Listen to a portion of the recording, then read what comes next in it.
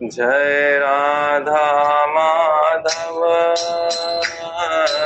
जय कुंज बिहारी जय गोपी जन वल्लभ गिरिवरधारी जय राधा माधव कुंज बिहारी जय राधा माधव कुंज बिहारी जय गोपी जन वल्लभ गिरिवरधारी जय गोपी जन वल्लभ गिरिवरधारी जय यशोदानंदन व्रज जनरंजन यशोदानंदन व्रज जनरंजन यमुना तीरावनचारी यमुना तीरावनचारी जय राधा माधव कुंज बिहारी जय राधा माधव कुंज बिहारी जय गोपी जन वल्लभ गिरिवरधारी जय गोपी जन वल्लभ गिरिवरधारी जय राधा माधव कुंज बिहारी हरे कृष्णा कृष्ण कृष्ण हरे हरे हरे राम राम राम हरे हरे हरे कृष्णा कृष्ण कृष्ण हरे हरे हरे राम राम राम हरे हरे हरे कृष्णा कृष्ण कृष्ण हरे हरे हरे राम राम राम हरे हरे हरे कृष्णा कृष्ण कृष्ण हरे हरे हरे राम राम राम हरे हरे हरे कृष्णा कृष्ण कृष्ण हरे हरे हरे राम राम हरे हरे हरे कृष्णा कृष्ण कृष्ण हरे हरे हरे राम राम हरे हरे हरे कृष्णा कृष्ण कृष्ण हरे हरे हरे राम राम हरे हरे हरे कृष्णा कृष्ण कृष्ण हरे हरे हरे राम राम हरे हरे जय गौर निताय गौर निताय गौर निताय जय गौर निताय जय गौर निताय गौर निताय गौर निताय जय गौर निताय जय कृष्ण बलराम जय कृष्ण बलराम जय राधे श्याम जय राधे श्याम जय सीताराम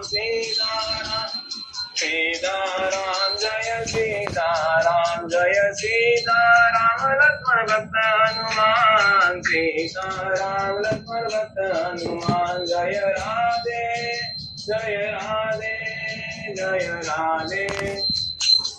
राधे जय राधे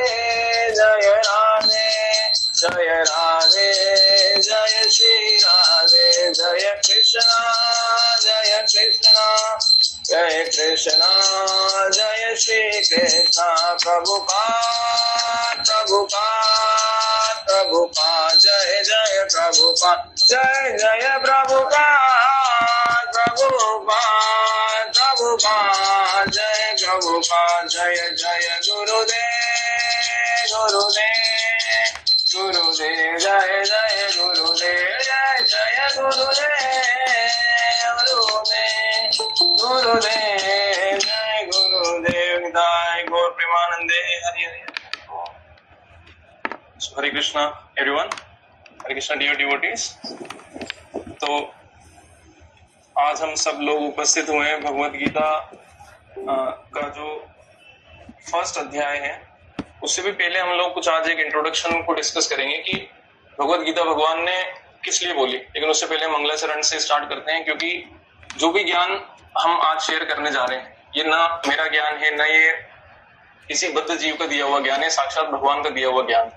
भगवान का दिया हुआ ज्ञान एक बद्ध मनुष्य कैसे समझ सकता है और किसी को कैसे समझा सकता है, तो उसके लिए हमको भगवान से प्रार्थना करनी होगी कि भगवान का जो ज्ञान है उसको मैं अच्छे से बोल पाऊं, जो मैंने सुना है उसी तरीके से, और आप जब उसको धारण करें तो वो आपके हृदय में भी परिवर्तन करे। क्योंकि आजकल ज्ञान तो हमको रील पे भी मिल जाता है, यूट्यूब शॉर्ट्स पे भी मिल जाता है, लेकिन वो हमारे हृदय को चेंज नहीं कर पा रहा है। तो हम कुछ ऐसा ज्ञान प्राप्त करें जो कि हमको जीवन में थोड़ा ही सही, लेकिन थोड़ा भगवान की प्राप्ति के तरफ हमको थोड़ा आगे बढ़ाए, जीवन का उद्देश्य हमको समझाए और जीवन में हमको बताए कि भगवान हमसे भगवत गीता में क्या कहना चाह रहे। जैसे हमने इसके प्रीफेस में भी शेयर किया था कि भगवत गीता एक ऐसा ग्रंथ है जो कि आपके जीवन के सारे सवालों का जवाब रखता है, लेकिन उसको जानने के लिए आपको एक स्पिरिचुअल मास्टर, एक आध्यात्मिक गुरु की आवश्यकता होती है। तो आध्यात्मिक गुरु से जो हमको प्राप्त हुआ है वो हम आज आपसे शेयर करने की कोशिश कर रहे हैं। कि जो बड़े बड़े संतों से हमने जो सुना लास्ट 4 साल में वृंदावन के संतों से सुना, तो उन्होंने हमको क्या सिखाया भगवत गीता के माध्यम से, प्रभुपाद जी ने क्या बताया और उनके ग्रंथों में, उनके लेक्चर में, तो वो सारी चीजें आज हम लोग डिस्कस करने वाले हैं। तो हम मंगलाचरण से शुरू करते हैं, पहले गुरु वंदना करते हुए। ओम अज्ञानतिमिरान्धस्य ज्ञानांजन शलाकया चक्षुरोन्मीलितं येन तस्मै श्री गुरुवे नमः। श्री चैतन्य मनोभीष्टं स्थापितं येन भूतले स्वयं रूपा कदा मह्यं ददाति स्वपदान्तिकम्। नमो विष्णुपादाय कृष्णप्रेष्ठाय भूतले श्रीमते भक्तिवेदांत स्वामिन्निति नामिने। नमस्ते सरस्वते देवे गौरवाणी प्रचारिणे निर्विशेष शून्यवादी पाश्चात्यदेशधारिणे। जय श्री कृष्ण चैतन्य प्रभु नित्यानंद श्री अद्वैत गदाधर श्रीवासादि गौर भक्तवृंद। हरे कृष्णा कृष्णा कृष्णा हरे हरे, हरे राम राम राम हरे हरे। हरे कृष्णा कृष्णा कृष्णा हरे हरे, हरे राम राम राम हरे हरे। हरे कृष्णा कृष्णा कृष्णा हरे हरे, हरे राम राम राम हरे हरे। इस डिवाइन ग्रेस अभय चरणारविंद भक्तिवेदांत स्वामी श्रील प्रभुपाद की जय। इस होलीनेस भक्तिदेव दामोदर स्वामी महाराज की जय। इस ग्रेस असित प्रभु जी की जय। इस ग्रेस अमरेंद्र प्रभु की जय। इस ग्रेस अमोघ लीला प्रभु की जय। समस्त कोटि गौर भक्त वृंद की जय। सभी पधारे हुए भक्तों की जय। सभी को धन्यवाद प्रणाम। हरे कृष्णा। तो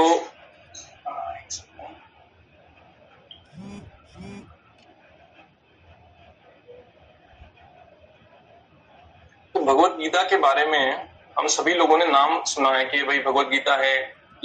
अधिकतर इंडिया में आप देखेंगे तो भागवत जी पे क्लास ज्यादा होती है, भगवत गीता पे क्लास लोग कम करते हैं। क्योंकि भागवत जी में तो फिर भी कहानियां हैं, लेकिन भगवत गीता में तो उनको लगता है कि क्या है, इसका क्या महत्व भी है लाइफ में कि नहीं है, हम लोग को सुनना भी चाहिए, तो हमको क्या समझ में आएगा। और क्योंकि भगवान वो अर्जुन और कृष्ण के बीच का लगभग 45 मिनट का वो संवाद, आप देखिए कि अर्जुन किस परिस्थिति में खड़े हैं जहां पे भगवत गीता बोली गई। युद्ध का मैदान है, सामने आपके खुद के लोग हैं जिनको आपको मारना है थोड़ी देर बाद ही, उनसे लड़ना है, या तो आप मरोगे या वो लोग मरेंगे। तो देखा जाए तो सिचुएशन बहुत ही टेंस है। आज अगर अपन को बोल दे कि आपके परिवार वाले लोग हैं और आपको जान से मारना है, थोड़ा बहुत लड़ाई झगड़ा गाली गलौज तो कोई भी कर लेगा, और आपको जान से मारने का बोला जाए जिसमें आपके गुरु खड़े हैं, आपके पितामह खड़े हैं, आपके भाई दूसरे जो कजिन ब्रदर्स है सारे खड़े हुए हैं, तो क्या हमें वो शक्ति रहेगी कि हम ये भले हमारा कर्तव्य हो उसके बाद भी हम वो काम कर सके बिना डरे, बिना हम जो थोड़ा सा भी मतलब उसमें अपने मार्ग से, अपने कर्तव्य से बिना हटे, क्या हम वो कर पाएंगे? तो अर्जुन, जबकि पूरी जिंदगी अर्जुन ने धनुर्विद्या प्रैक्टिस की, इतना अच्छा धनुर्धर था। हमने अर्जुन का जैसे हम देखते हैं महाभारत में स्टार्टिंग में, ये जो महाभारत हुआ उससे पहले तो हम देखते तो अर्जुन इतना शानदार धनुर्धर था कि वो चिड़िया की आंख को ऐसे घूमती हुई उस पर तक तीर मार सकता था।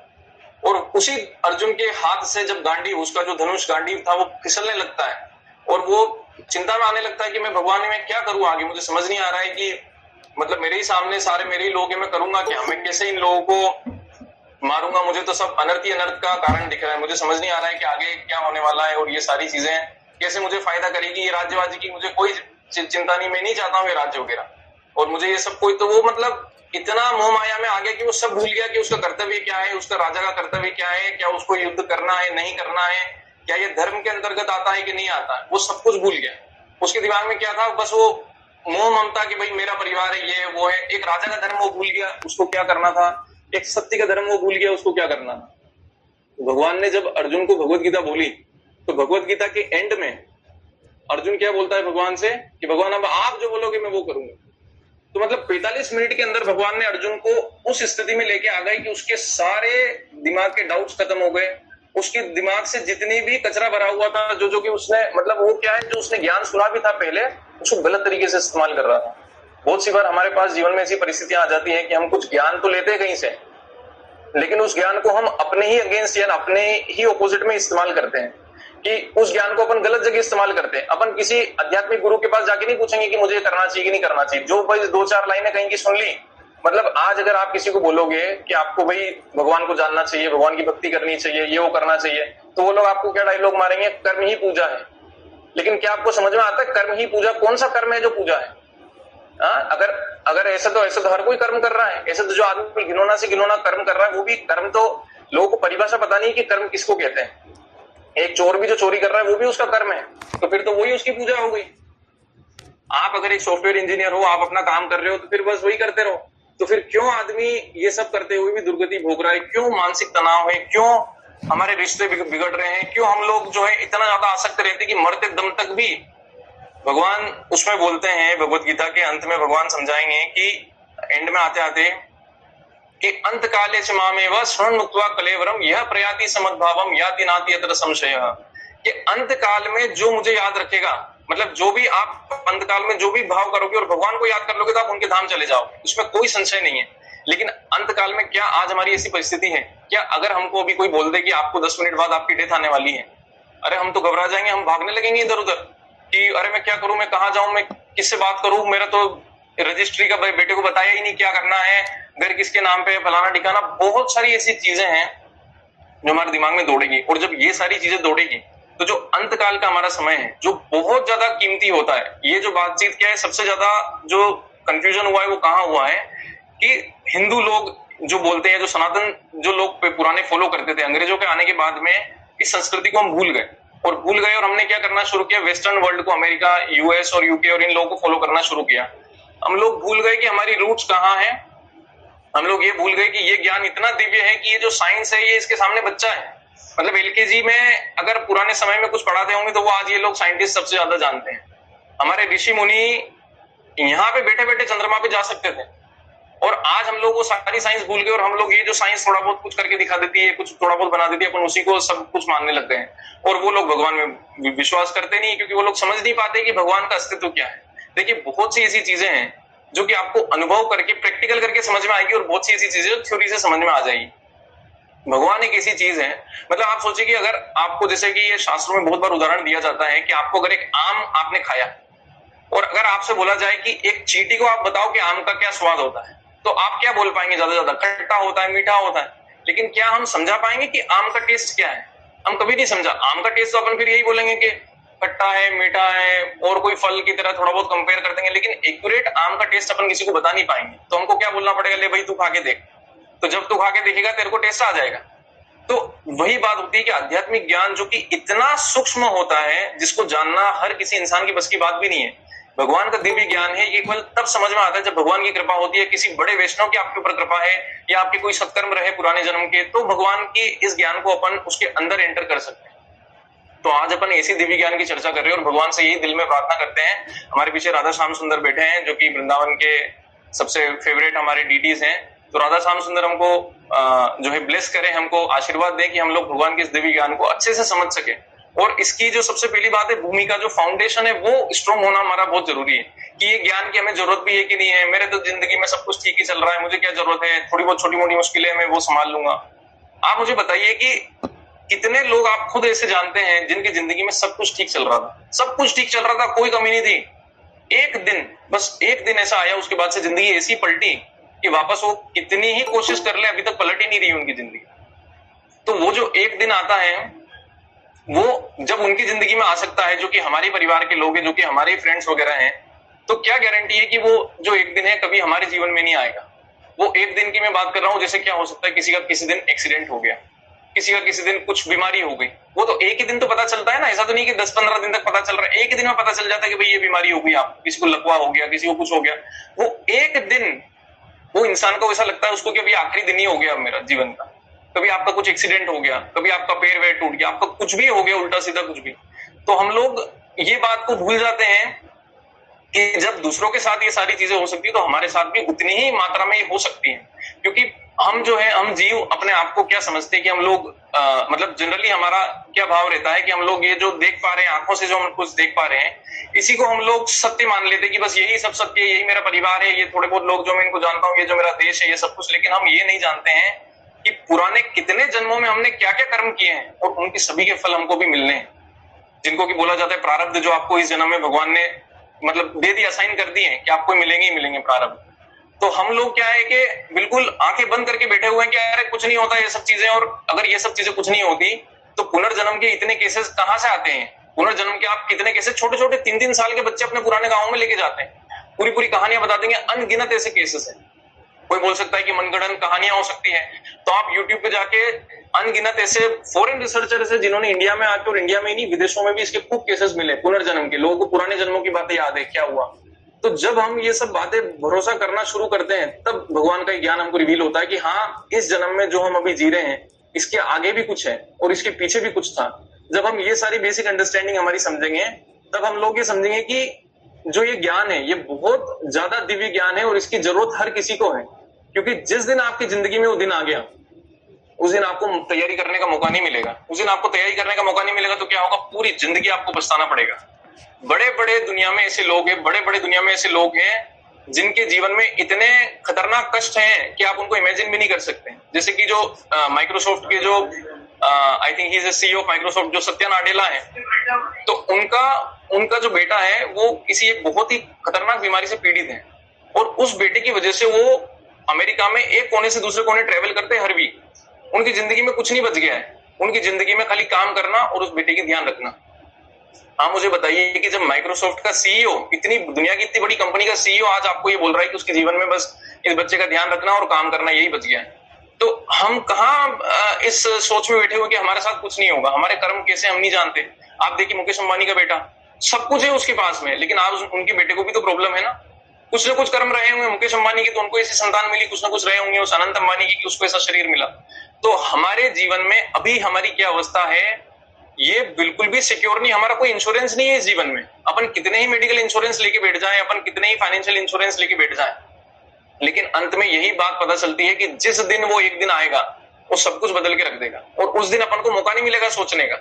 जैसे अर्जुन के पास तो क्या बढ़िया बात थी कि भगवान साथ में खड़े हुए थे, अर्जुन का भी वो मौका, इसीलिए हमने डिस्कस किया कि अर्जुन जो है इतना बड़ा धनुर्धर था। बताया जाता है कि he was such a good Archer, और मतलब रात के उसमें अंधेरे में भी ही कुड डू आर्चरी, मतलब वो अंधेरे में भी तीर मार सकते थे। तो इतना भयंकर धनुर्धर, वहां जाके उनका गांडीव फिसल रहा है, जिनको पूरी पांडवों की सेना का नेतृत्व करना है, उस आदमी का गांडीव फिसल रहा है। तो आप सोचिए कि जब हम कौन से ऐसे धुरंधर हो गए कि हमारे साथ जीवन में ऐसी परिस्थिति आएगी और हम नहीं घबराएंगे। कुछ भी हो सकता है। हम ऐसे कितने ही लोगों को जानते होंगे जिन्होंने, चलो उन्होंने कुछ गलत काम नहीं किया, उनकी किसी परिवार के किसी बच्चे ने कुछ गलत काम कर दिया, उनकी बेटी किसी के साथ भग गई, उनका बेटा किसी के साथ भग गया। अगर आदमी अध्यात्म तरीके से अंदर से स्ट्रांग नहीं है तो ये चीज इतनी पीड़ा उसको दे सकती है कि वो आत्महत्या भी कर ले, या उसको हार्ट अटैक आ जाए, उसको कुछ भी बड़ी से बड़ी वो हो सकती है। वो ये नहीं देखेगा कि मेरे कर्म होंगे तो मेरी ये बेइज्जती हुई, मेरा ये सब हुआ। वो ये नहीं देखेगा कि मेरी बेटी ने जो भी किया वो उसको मेरे को आगे देखना है कि मेरे को क्या करना है, लेकिन वो क्या देखेगा कि मेरे साथ ये क्यों होंगे, और वो उसी को लेके या तो जीवन समाप्त कर लेगा या पूरी जिंदगी रोता रहेगा, और वो कुछ जो जीवन में थोड़ा बहुत भी अच्छाई थी वो सब खत्म हो जाएगी। तो हम जब देख रहे हैं कि एक खुद के शरीर में, हम बहुत बार ऐसा सुनते हैं कि इस चीज का डॉक्टर, उस चीज का डॉक्टर, हमारे शरीर के हर अंग के अलग डॉक्टर हैं, है ना। लेकिन क्या हमने कभी ऐसा सोचा कि जो बाल के, हमारी आंखों के ऊपर की जो बोहें हैं, इनसे हम क्या आनंद उठा सकते हैं? क्या कुछ आनंद है इनमें? अगर मैं आपको बोलूं कि इनको छुओ, इनको कुछ भी करो, इनमें कुछ आनंद आएगा आपको? कुछ नहीं आएगा। मैं आपको बोलूं कि आपकी नाक से आनंद उठाओ, तो ज्यादा ज्यादा आप कुछ सूंघ पाएंगे। लेकिन अनगिनत ऐसे तरीके हैं कि इस नाक से आपको दर्द मिल सकता है, इस पे कोई फोड़ा फुंसी हो जाएगी, इसमें खून आने लगेगा, इसमें कुछ आने लगेगा, सर्दी होगी, 2-2, 3 महीने तक ठीक नहीं हो रही है सर्दी। तो आनंद मिलने की चीज तो बहुत कम है, और हमको दर्द मिलने का एक एक अंग, ये जो एक बाल आप कहीं से खींच दोगे, बाल तोड़ोगे, फिर आप बैठे रहो 15-20 दिन तक। तो ये हमको समझने की जरूरत है कि ये जो दुनिया बनी हुई है, यहाँ पे बहुत डेंजरस सिचुएशन है। लेकिन लोग उसको जब समझते नहीं है कि भाई हमारा जो, लोग क्या है ना, यहाँ पे एंजॉयमेंट के बारे में ज्यादा सोचने लग जाते हैं कि एंजॉय करना है हमको, लाइफ को एंजॉय करना है। अरे ठीक है, आपको एंजॉय करना है, लेकिन फिर शास्त्रों सम्मत एंजॉय करो। शास्त्र जो बता रहे हैं कि जिस तरीके से एंजॉय करना है, जब हम वो सब समझ के और अच्छे तरीके से एंजॉयमेंट, सही तरीके का एंजॉयमेंट करेंगे, तो हम खुश भी रहेंगे, और इसके बाद में जो हमारी गति होगी अगले जीवन में, वो भी हम भगवत धाम जाने के करीब पहुंच सकेंगे, भगवत धाम जा सकेंगे। तो भगवत गीता वो दिव्य ज्ञान है जिसमें कि अर्जुन जो इतनी भयंकर मुसीबत में था, उसको भी रास्ता दिख गया। तो हमारी परिस्थिति अभी इतनी भी मुश्किल नहीं हुई है कि हम लोग जो है बिल्कुल भी क्या सामने हमको अभी मारना है, मरना है। तो हम अगर आज ये ज्ञान समझ लेते हैं, और आज अगर हमको समझ में आ जाता है कि भगवत गीता की क्या महत्वपूर्णता है, क्यों इसको जानना हर किसी के लिए मस्ट है। मतलब ऐसा नहीं कि आप, ठीक है आपका मन पड़ा तो आपने पढ़ लिया, आपका मन नहीं पड़ा तो आपने नहीं पढ़ी, ये दिव्य ज्ञान है, ठीक है मेरा मन नहीं है, मेरी तो जिंदगी ठीक ही चल रही है। अरे ठीक चल रही है अभी, पर वो एक दिन जिस दिन आएगा ना, उसके बाद कुछ ठीक नहीं चलेगा, उसके बाद आपको कुछ समझ नहीं आएगा। आज हम ऐसी परिस्थिति में रह रहे हैं कि जहां पर लोग बड़ी बड़ी जॉब्स करते हैं, आप एक बार उनसे जाके पूछिए, इतना भयंकर डिप्रेशन में हो लोग। ये जो कंपनियां है ना, ये कंपनियां ऐसे पैसा नहीं देती है, खून चूसती है इंसान का, क्योंकि उनको भी अपने स्टेक होल्डर्स, जो अपने इन्वेस्टर्स है, उनको खुश करके रखना है कि भाई कंपनी अच्छा है, खूब प्रोडक्टिव हो रही है, और इंसानों को कैसे मशीनों की तरह यूज करने लग जाते हैं। तो आने वाला समय, क्योंकि ऑलरेडी हर कोई देख रहा है, हर जगह बोलने में, सुनने में आ रहा है कि आने वाला समय बहुत खतरनाक है, आने वाला समय बहुत खतरनाक है। कभी किसी ने ऐसा बोला कि आने वाला समय बहुत शानदार है, कि आने वाले समय में बहुत गजब का ही कुछ होने वाला है? कभी नहीं सुनते हम जब छोटे बच्चे थे तब हमने किनसे सुना, कह रहे पुराने दिन बढ़िया थे यार। फिर हम थोड़े बड़े हो गए, तब भी हमने पुराने से सुना, क्या पुराने दिन बढ़िया थे। तो अच्छे नए दिन बढ़िया आएंगे, ये तो किसी ने नहीं बोला हमको। यानी कि चीजें धीरे धीरे खराब होती ही जा रही है कलयुग में। अभी कलयुग में आए खाली 5,500 साल हुए। भगवान ने भगवत गीता ऑलमोस्ट द्वापर युग के एंड में बोली थी, और उसके बाद में कलयुग फिर प्रारंभ हुआ था। 5,500 साल पहले भगवान ने जो बोला, वो एक एक लाइन आज भी उतनी ही महत्वपूर्ण है और हमारे जानने योग्य है। भगवान ने क्यों बोला? भगवान ने भगवत गीता केवल अर्जुन को समझाने के लिए नहीं बोला, अर्जुन को केवल एक माध्यम बनाया। अर्जुन तो ऑलरेडी भगवान का भक्त था, बट वो उसको क्यों भगवान अपनी लीलाएं करते हैं? क्योंकि फिर बद्ध जीवों को कैसे समझाएंगे? भगवान क्या समझाना चाह रहे हैं कि जो इंसान, जिसको इतना ताप मिला अपने जीवन में, इतनी परेशानियां मिली, इतनी मुश्किलें मिली, और उसके बाद भी अंत में जाके जब 13 साल का वो सब कुछ करके आए, उनका जो अज्ञातवास और वनवास और सब कुछ करके आए, उसके बाद भी वो देने को तैयार नहीं उनकी जमीन, तो कितना पेन होगा हमको। आज हम भाई का मर्डर करते, अगर कोई ऐसा भाई हमारे साथ कर दे। लेकिन भगवान ने देखा कि अर्जुन, और अर्जुन ने फिर क्या बोला, मतलब पांडवों की तरफ से भगवान गए कि भाई तुम तो 5 गांव दे दो, जमीन भी मत दो, आप तो ये जो पूरा राज्य है छोड़ो, आप तो 5 गांव दे दो। तो अब ये 5 गांव भी क्यों मांगे? इसलिए मांगे कि भाई ये राजपूत, मतलब ये क्या बोलते हैं, क्षत्रिय लोग हैं, क्षत्रिय लोग तो करेंगे क्या? इनको क्षत्रिय उसी अपना धर्म निभा के कमाना खाना पड़ेगा। ऐसा तो ये नहीं भिक्षुक बन के मांग सकते, वो ठीक नहीं होगा, इनके धर्म के विरुद्ध होगा। 5 गांव दे दो, उन 5 गांव पे राज करके इनका काम चला लेंगे, इनको कोई वो जरूरत नहीं। लेकिन दुर्योधन फिर भी नहीं माना, तो उससे क्या हुआ? फिर महाभारत का अंत में युद्ध हुआ। तो हम लोग ये देखना चाह रहे हैं कि भगवान ने जो हमको बताया, जैसे ये दिव्य ज्ञान है, इसमें एक चीज बहुत अच्छी है। इस दिव्य ज्ञान में ये चीज एक अच्छी है कि जब आपको दिव्य ज्ञान मिलता है, तो जो हमारे जो डर होते हैं रेगुलर लाइफ के, क्या डर होता है? सबसे बड़ा डर इंसान को मरने का होता है कि अगर मैं मर जाऊंगा तो मेरा क्या होगा। तो भगवान सबसे पहले भगवत गीता में इस चीज को पहले ही क्लियर कर देते हैं कि ये दिव्य ज्ञान लेने वाला आदमी अगर मर भी जाता है बीच में, पूरा पूर्ण प्राप्ति तक नहीं पहुंचा कि भगवान की पूरी समझ उसको नहीं भी बनी, तो भी भगवान अगला जन्म उसको कहां कहां देते हैं, अपन सुन लेते हैं। तो भगवान उसको अगला जन्म देते हैं, उसे या तो किसी अत्यंत पुण्यवान, यानी बहुत पुण्यकारी किसी आदमी के यहाँ पे, या कोई भक्तिमय परिवार जहां ऑलरेडी भक्ति होती होगी, या फिर किसी समृद्ध और उच्च कुल में जन्म मिलता है। इसीलिए हम लोग देखते हैं ना बहुत बार कि बड़े बड़े करोड़पतियों के बेटे संन्यास ले रहे हैं। हमको समझ नहीं आता कि यार ये करोड़पति का आदमी संन्यास कैसे ले रहा है बेटा, जबकि वहां तो उनके पास इतना भोग विलास है, सब कुछ है, वो चाहे एक चुटकी में उनके हाथ में सोने की कुछ चीज ला के रख दे, उनके पास इतना भोग विलास है। तो क्यों है वो? क्योंकि भगवान उनको जन्म ऐसे कुल में देते। क्यों देते हैं? ताकि उस इंसान को अपनी रोटी कपड़ा मकान के लिए ज्यादा मेहनत नहीं करनी पड़ेगी, वो डायरेक्ट भगवान में अपनी बुद्धि लगा सकेगा। कितने ही ऐसे लोग हैं, बड़े बड़े, जो फोर्ड का मालिक है वो बहुत बड़ा भक्त है और वो हरे कृष्ण महामंत्र का कीर्तन करता है, और उसने 200 से 250 करोड़ रुपए दिए हैं जो मायापुर में जो दुनिया का सबसे बड़ा वैदिक मंदिर बन रहा है उसके लिए। और वो आदमी पूरा भक्त है वो बचपन से, जबकि वो फोर्ड के मालिक, जो फोर्ड कार हम देखते हैं उनके मालिक का पोता है वो, जो हेनरी फोर्ड थे उनका पोता है वो। और इतना शानदार भक्त है वो इंसान कि मायापुर का जो मंदिर बन रहा है मोस्टली उन्होंने ही बनवाया है, दुनिया का सबसे बड़ा वैदिक मंदिर। तो हम लोग ये जानना चाह रहे हैं कि ये ज्ञान अगर इतना दिव्य है और हमको अगले जीवन में भी काम आएगा, तो मतलब क्या है कि जो है भगवान किस तरीके से समझा रहे हैं, हमको क्या समझना चाहिए, हम कैसे इसको जीवन में एब्जॉर्ब करें। तो आज तक हमने जितना भी भक्ति के बारे में सुना, कर्मकांड के बारे में सुना, ये सब सुना, अगर बात क्या होती है, अगर हमने उनको सही जगह से नहीं सुना, यानी कि जो भी इंसान कुछ बता रहा था उसका पीछे कुछ ना कुछ मोटिव था, अरे मुझे कुछ दान दक्षिणा देके जाएगा, या मुझे वो पैसे लेके कथा कर रहा था, ये सारी चीजें हो रही थी, या कोई रील वाला जो है वो उसके खुद की मर्जी से कुछ भी कर रहा है, उसको जो शास्त्र सम्मत कुछ बात नहीं करी, तो क्या होगा, ये ज्ञान हम लेने के बावजूद भी वो हमारा फायदा नहीं कर पाएगा। क्योंकि ये दिव्य चीज है, ये भगवान का जहां शुद्धता का वो जो चेन होती है कि गुरु ने आपको बताया, फिर आपने बिना किसी निष्कपट भाव के सामने वाले का केवल भला करने के लिए उसको बताया, तब ये ज्ञान काम करता है।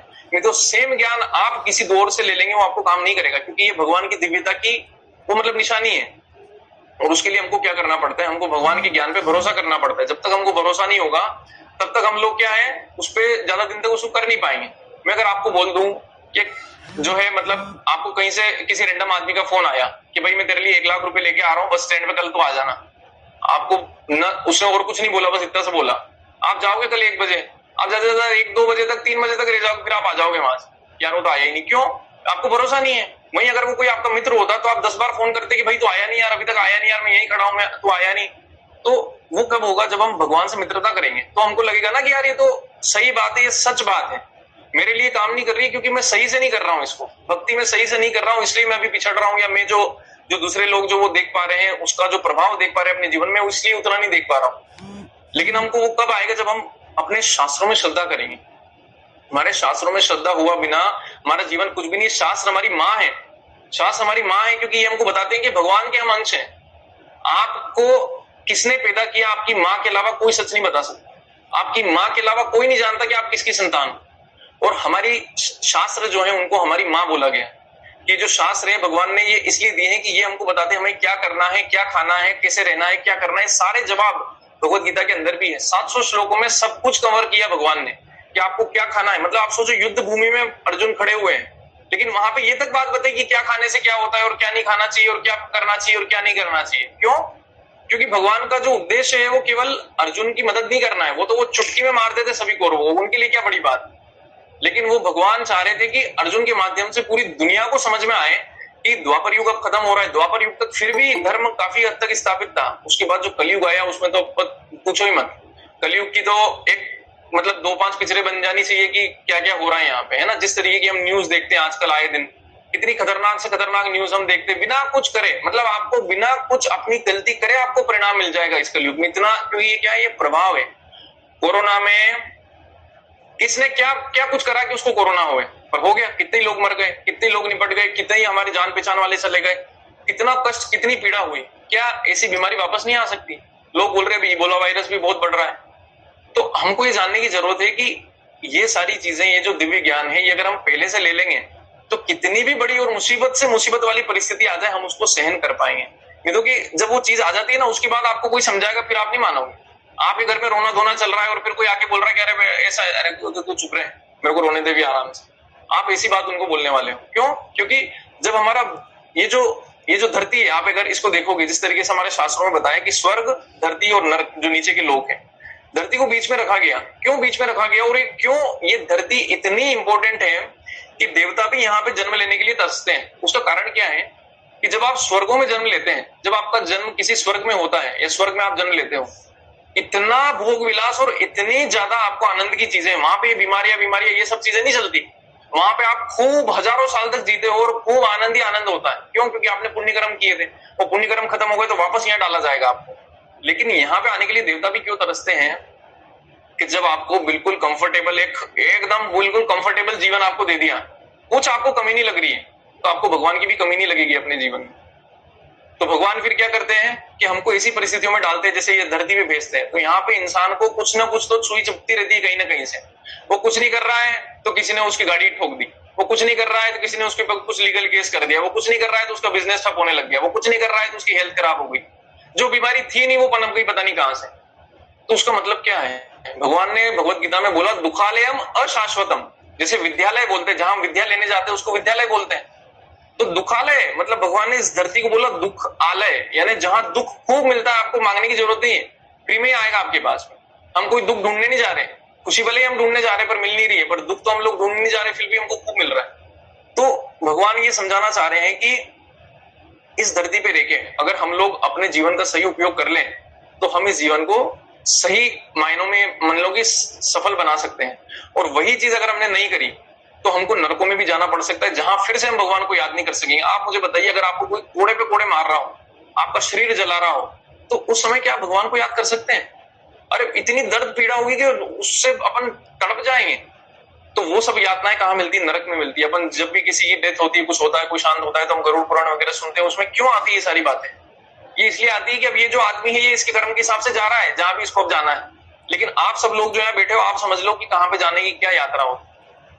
ठीक है, हम लोग आज ही मान सकते हैं कि शास्त्रों में हम क्यों विश्वास करें, और क्या प्रमाण है कि शास्त्र ठीक है क्या नहीं है। अरे तुलसीदास जी ने कितना दूर है सूरज, हमारे यहाँ से अभी कितने साल पहले, हजारों साल पहले ऐसे ही बोल दिया हनुमान चालीसा में कि जुग सहस्त्र योजन पर भानु, के 86 लाख समथिंग किलोमीटर दूर सूरज है। वैज्ञानिक तो अब पूरी गणित वणित करके निकाल पाए। हमारे वेदों में जितना ज्ञान है आयुर्वेद का, जिसमें कि बिना कोई मतलब जो होता है ना कि आजकल जैसे कोई भी दवाई बनती है, छोटी से छोटी दवाई आज जो हम खा रहे हैं वो बेचारे जानवरों पे बहुत निर्मम तरीके से उनपे एक्सपेरिमेंट करके बनाई जाती है।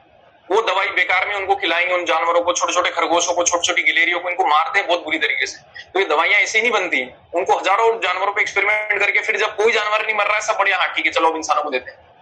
आयुर्वेद में तो ऐसा कुछ वर्णन नहीं मिलता है कि उन्होंने ऐसे जानवरों पे कोई एक्सपेरिमेंट किए, हजारों जानवर या लाखों जानवर मारे, क्योंकि वो भगवान का दिव्य ज्ञान है। भगवान के ज्ञान से ऊपर कुछ नहीं है। 5,500 साल पहले भगवान ने भगवत गीता बोली, आज लोग भगवत गीता पे पीएचडी कर रहे हैं। किसी ने भगवत गीता वर्जन 2.0 क्यों नहीं निकाला? भगवत गीता वर्जन 2.0 क्यों नहीं आया? या भगवत गीता में 700 श्लोक में से 1-2 श्लोक क्यों नहीं बढ़ा दी किसी ने कि मैं और कुछ बढ़िया बता सकता हूं भगवत गीता से भी ऊपर? क्योंकि भगवान जो करते हैं वो दिव्य होता है, उसके ऊपर कोई कुछ नहीं कर सकता, मनुष्य कुछ नहीं कर सकता उसके ऊपर। हम खाली नकल कर सकते हैं, नकल करने की कोशिश कर सकते हैं, नकल भी नहीं कर सकते। एक मच्छर जो इतना छोटा सा मच्छर है, उस मच्छर में भगवान ने खून बनाने की वो भी डाली मशीन, भगवान ने उसके अंदर जो है खाना पचा के सब वो करेगा, वो भी पोटी भी करेगा, वो भी करेगा, वो प्रजनन क्रिया भी कर सकता है, बच्चे भी पैदा कर सकता है, अंडे भी दे सकता है, इतना छोटा सा मच्छर। तो आप बोलो कि भगवान की कितनी शक्ति है। जो भगवान एक छोटा सा मच्छर से लेके पूरा ब्रह्मांड बना सकते हैं, वो भगवान कलयुग की स्टार्टिंग में हमको बोल रहे हैं कि आपको क्या करना है, कलयुग में कैसे जीवन जीना है, और अगर ऐसे आपने नहीं जिया तो आपका जीवन फिर क्या हो। तो भगवान का जो दिव्य ज्ञान है, इसको लेने की इसलिए बहुत ज्यादा हमारी जो है जरूरत है। हम लोग क्या है कि एक सबसे ज्यादा इस संसार का वास्तविक स्वरूप यह है कि लोग खुशी ढूंढने के लिए घूमते रहते हैं कि भाई मेरे को खुशी मिल जाए कहीं से। हमारी जिंदगी के 10 साल, 15 साल, 20 साल, 30 साल, 40 साल हो गए, 50 साल हो गए, हम सोचते एक चीज बस मिल जाए, मुझे बस वो एक चीज मिल जाए जिसकी मैं खोज में हूं, तो उसके बाद में मैं खुश हो जाऊंगा। पर आज तक वो एक चीज तो हमको मिली नहीं। जो जिस चीज को हम पहले चाह रहे थे वो भी मिल गई, लेकिन फिर भी हम तो खुश नहीं हुए। तो कहीं ना कहीं ये जो बात है ना, जैसे बच्चों को, छोटे बच्चों को बोला जाता है अरे बेटा बस 10th तक पढ़ ले, सब जिंदगी में ऐश ही ऐश। फिर वो बोलता है बस 12th तक कर ले, फिर बहुत ऐश ही ऐश। फिर उसको कॉलेज में पढ़ा, कॉलेज खत्म कर ले, फिर कोई दिक्कत नहीं, बस कॉलेज खत्म करके तो जॉब लग गई, फिर तो बेचारा पूरी जिंदगी उसको गधा बन के रहना है। तो वो जो जिस तरीके से हमको भ्रम में डाला जाता है, ये वाले भ्रम में हम सभी पड़े हुए हैं। क्यों? क्योंकि हमारे आसपास के लोग यही कर रहे थे, हमारे जो परिवार वाले बड़े थे, बड़े बुजुर्ग थे जो आसपास के थे, सभी लोगों ने यही किया, तो हमको भी क्या लगा कि यही हमको भी करना है और शायद एक दिन हमको खुशी मिल जाएगी। जिस चीज की कमी आज हमारे पास है वो चीज किसी के पास में भरपूर मात्रा में है। वो आदमी भी सुसाइड भी कर सकता है, इतनी बुरी डिप्रेशन में है वो आदमी। जिस चीज की हमको आज कमी लगती है वो किसी के पास में भर भर के है। जो धृतराष्ट्र था उसके पास भी 100 पुत्र थे। आज हम लोग एक पुत्र की कामना के लिए कितनी मेहनत और सब कुछ करते हैं। धृतराष्ट्र के पास में तो 100 पुत्र थे, पर वो कितनी निर्दयी, मतलब कितनी दर्दनाक जीवन उसका हुआ कि 100 पुत्र उसको मरते हुए देखने पड़े। क्या फायदा हो गया उसको 100 पुत्र वो करने का? क्योंकि धृतराष्ट्र ने अपने 100 जन्म पहले एक जो पेड़ था, ऐसी कथा आती है शास्त्रों में कि एक पेड़ पे जिनमें कि पक्षी बैठे हुए थे, उस पेड़ को उसने जाली से, जलती हुई जाली डाल के पूरा पेड़ जला दिया था। और उस पेड़ में लगभग 100 पक्षी थे, या 100 पक्षी थे जो कि उस पेड़ में उसकी जाली की वजह से जल के मर गए। और उन्हीं का बदला फिर इसको चुकाना पड़ा। जब ये धृतराष्ट्र बना और इसके 100 करोड़ पुत्र हुए, सब इसके सामने मरे। तो भगवान, ये जो हिसाब किताब है सब कुछ पूरे होंगे। आज हम लोग एक मच्छर को मार रहे हैं, मच्छर को मसल देते हैं, वो जो इलेक्ट्रिक वो रैकेट आते हैं उनसे मार देते हैं, 2 मिनट के लिए भी सोचते नहीं है कि ये जो मच्छर है इसके हृदय में भी भगवान बैठे हुए। भगवान क्यों बैठे? अगर उसकी कोई वैल्यू ही नहीं है तो भगवान क्यों बैठे? भगवान बोलते हैं कि हर जीव के हृदय में मैं परमात्मा रूप में विराजमान हूं। अगर उसकी कोई औकात नहीं है तो भगवान नहीं बैठे हैं। भगवान कल से नियम निकाल देंगे, देखो नाली के कीड़े, मच्छर, सुअर, ये 4-5 जानवर छोड़, मैं नहीं जाने वाला, बहुत गंदे रहते हैं यार, मैं इनके अंदर नहीं जाने वाला। भगवान ने कभी ऐसा बोला? नहीं बोला। अहम बीज प्रदापिता बोलते भगवान को कि मैं ही सीड गिविंग फादर हूं, यानी कि जितनी भी योनियां इस संसार में है सबका पिता मैं हूं। चाहे फिर वो पक्षी हो, चाहे फिर वो पौधे हो, चाहे फिर वो मच्छर हो, चाहे फिर वो कीटाणु हो, कुछ भी हो, चाहे फिर वो मछली हो, चाहे फिर वो उड़ने वाला पक्षी हो, तो हर किसी के अगर भगवान तो बोल रहे कि मैं तो पिता हूं सबका, तो भगवान अगर बोल रहे कि वो पिता है तो वो क्या उस चीज को अप्रिशिएट करेंगे? क्या उसकी तारीफ करेंगे कि आपने उनके बेटे का वध कर दिया या अपने स्वाद के लिए उनको खा लिया? कभी भी नहीं करेंगे। ये सब हमको लेकिन बताएगा कौन? भगवान ही बता सकते हैं, और वो तो बता के चले गए। लेकिन अब हम हैं कि वो सुन नहीं रहे, भगवान के ज्ञान को सुनना नहीं चाहते हैं, सोचते हैं कि ये तो साइड की चीज है, कभी टाइम मिलेगा तो कर लेंगे जीवन में, अभी क्या जरूरत है, अभी तो जिंदगी, अभी तो कमाता हूं, खाता हूं, ये करता हूं। पर वो एक दिन आपको पता नहीं कब होगा। सबसे पहली कंपनी में जहां मैंने वर्क करना स्टार्ट किया था, 31 ईयर्स की एज में उस फाउंडर को कैंसर हुआ। मुश्किल से पता चलने के 6 महीने में डेथ हो गई उसकी, 31 की एज में। और आपको इतनी बुरी उनकी कहानी है, जैसे ही उनको पता चला कैंसर का, 3 महीने के अंदर उसकी वाइफ छोड़ के चली गई। मतलब हम लोगों को इतनी क्रोध आया उसकी वाइफ पे, उसको पता चल गया, छोटा सा बच्चा था उनका 4-5 साल का, उसकी वाइफ उनको लेके चली गई, उस बच्चे को लेके चली गई, वो फाउंडर को। उस समय मेरी उम्र रही होगी कुछ आज से थोड़े साल पहले, तो मतलब 25 का होगा, मैं 25-26 का जो भी। तो मैंने जब वो देखा, मैंने कहा कि यार, और उनकी वाइफ पहले मिलती भी थी, हमारे ऑफिस में भी आती थी, सब इतना अच्छा व्यवहार था। जब पता चला कि इसका तो टाइम आ गया जाने का, 4th स्टेज कैंसर आ गया, पता नहीं चला पहले। वो बस ये सोचता था कि वर्क का स्ट्रेस हो रहा है, गोलियां खाता रहा और स्ट्रेस में कुछ करता रहा, बाद में पता चला ब्रेन ट्यूमर हो गया और वो 4th स्टेज में पहुंच गया, खत्म हो गया आदमी। तो आप ये सोचो कि ये जो परिस्थितियां हैं किसके जीवन में नहीं आ सकती। बहुत अच्छा था, सब कुछ अच्छा चल रहा था, हमसे बहुत अच्छे से रहता था, सब कुछ। मतलब वो आदमी, मुझे तो लगता भी नहीं उसने क्या कुछ, मतलब वो नॉनवेज वगैरह खाता था, उसके अलावा तो उसने कुछ ऐसे कुछ गलत काम हमारे सामने नहीं किया कुछ भी। लेकिन अब बस भगवान ने फल तो दे दिया ना। भगवान तो, आपके पुराने कर्म जो हैं वो हम नहीं जानते क्या है और हमको क्या फल मिलेगा, कितना बुरा फल मिलेगा। तो जब तक हम ये जानते नहीं है तो हमारा कुछ इंश्योरेंस भी नहीं। लेकिन भगवान खुद ही बोलते हैं कि जो भगवान का नाम जप करता है, क्यों आज हम लोग बड़े बड़े संतों द्वारा ये सुन रहे हैं कि भगवान का नाम जप करो, भगवान का नाम जप करो, भगवान का नाम जप करो, क्यों सुन रहे हैं? क्या वो ऐसे टाइम पास, उनके पास काम धाम नहीं है? अरे वो संत इतने महान हैं कि वो आंखें बंद करे भगवान की लीलाओं में एंटर कर जाते हैं। वो चाहे तो 10-10 दिन तक बिना खाए पिए भी रह सकते हैं भगवान की लीलाओं में एंटर करके। लेकिन वो क्यों बाहर आके अपने जैसे लोगों से जो बिल्कुल गिरे हुए हैं, बिल्कुल भोग इन चीजों में पड़े हुए हैं, हमसे आके क्यों बात करते हैं? क्यों हमको ये सिखाते हैं दिव्य ज्ञान? क्योंकि उनको करुणा है, हमारे ऊपर दया करते हैं कि यार ये बद्ध जीव, मैं तो संत बन गया हूं, मैं तो भगवान के धाम जाना ही है, लेकिन इन जीवों को तो बता दूं। तो भयंकर पीड़ा शरीर में होने के बावजूद वो लोग कथा करते हैं, भयंकर पीड़ा शरीर में होने के बावजूद वो लोग धाम में रह के सेवा करते लोगों की। क्यों करते हैं? कि जो बद्ध जीव है हमारा उद्धार हो जाए। और हमारा उद्धार कब होगा? जब हम उनकी बताई हुई बातों को समझेंगे। वो क्या बोल रहे हैं? भगवत गीता पढ़ो, श्रीमद भागवतम पढ़ो। इस चीज को सेकेंडरी नॉलेज मत समझो कि ये चीज ठीक है, कभी देख लिया तो देख लिया। जितना जल्दी अपन को ये ज्ञान के बारे में पता चले, उतना जल्दी हमको इसको पढ़ना शुरू कर देना चाहिए। चाहे फिर आपकी उम्र 90 साल हो, चाहे फिर आपकी उम्र 5 साल हो, ये ज्ञान अगर आपने नहीं लिया तो कोई आपको नहीं बचा सकता। आज माँ बाप अपने बच्चे को कितनी ही तरीके से नैतिकता की शिक्षा देते हैं कि बेटा देखो सिगरेट नहीं पीनी, बेटा देखो विमल गुटखा नहीं खाना, बेटा देखो उल्टे सीधे लड़के लड़कियों के साथ नहीं घूमना। ठीक है, तेरी खूब शिक्षा। मैं बोल रहा हूं कि आप 18 साल तक उसकी रोज आप 18 घंटे क्लास ले लो, आप उसको 1 साल बाहर जाने दो, तब उसकी परीक्षा है। हमारे साथ में जब मैं चेन्नई में गया था, वहां पे कितने ही दोस्त ऐसे आए थे जो कि बिल्कुल ब्राह्मण परिवारों से थे, गुप्ता उपता थे, अच्छे वैश्य परिवारों से थे। उन्होंने मांस की बदबू भी नहीं सूंघी थी कभी, क्योंकि घर में कभी बनता नहीं था। 1 साल के अंदर, मात्र 1 साल के अंदर उनमें से आधे से ज्यादा लोग मांसाहारी बन गए। क्यों बन गए? क्यों? क्योंकि वो जो संगति है ना, वो बहुत भयंकर होती है। जब आपकी संगति ऐसी रहेगी तो आपका दिमाग कैसे घुमा देगी आप नहीं समझ सकते। जब एक बार आदमी मांस खाना शुरू कर देता है तो दारू तो थोड़े टाइम बाद आनी है, तो थोड़ा टाइम बाद ड्रिंक वगैरह ये सब लाइफ में एंटर कर जाती। और वो सभी लोग, मतलब 14 साल आते आते लड़कियां भी नहीं बची थी कि कोई लड़की भी कोई अच्छे परिवार की ऐसी बच गई हो कि ये मांस मिट्टी या दारू नहीं पी रही हो। आज हमारे जितने भी कलीग, जितने भी बच्चों के साथ में मैंने आज तक पढ़ाई करी, मैं मुश्किल से आपको 5 नाम गिना पाऊंगा जिन लोगों ने मांस या दारू में नहीं गए, और अधिकतर सब कोई चला गया। लेकिन हमारे यहाँ पे परिवार में थोड़ा हमको आध्यात्मिक वातावरण मिला शुरू से, तो हमने क्या है कि उसकी तरफ आकर्षण ही नहीं हुआ कभी। और जब वो तो आध्यात्मिक वातावरण की बात है, जब आपको भक्ति में डीप समझ में आएगी शुद्ध भक्ति क्या होती है, भगवान का नाम जब आप करोगे तो इतनी पावर है कि आप खुद तो प्योर रहोगे, आप दूसरों को प्योर कर सकते हो।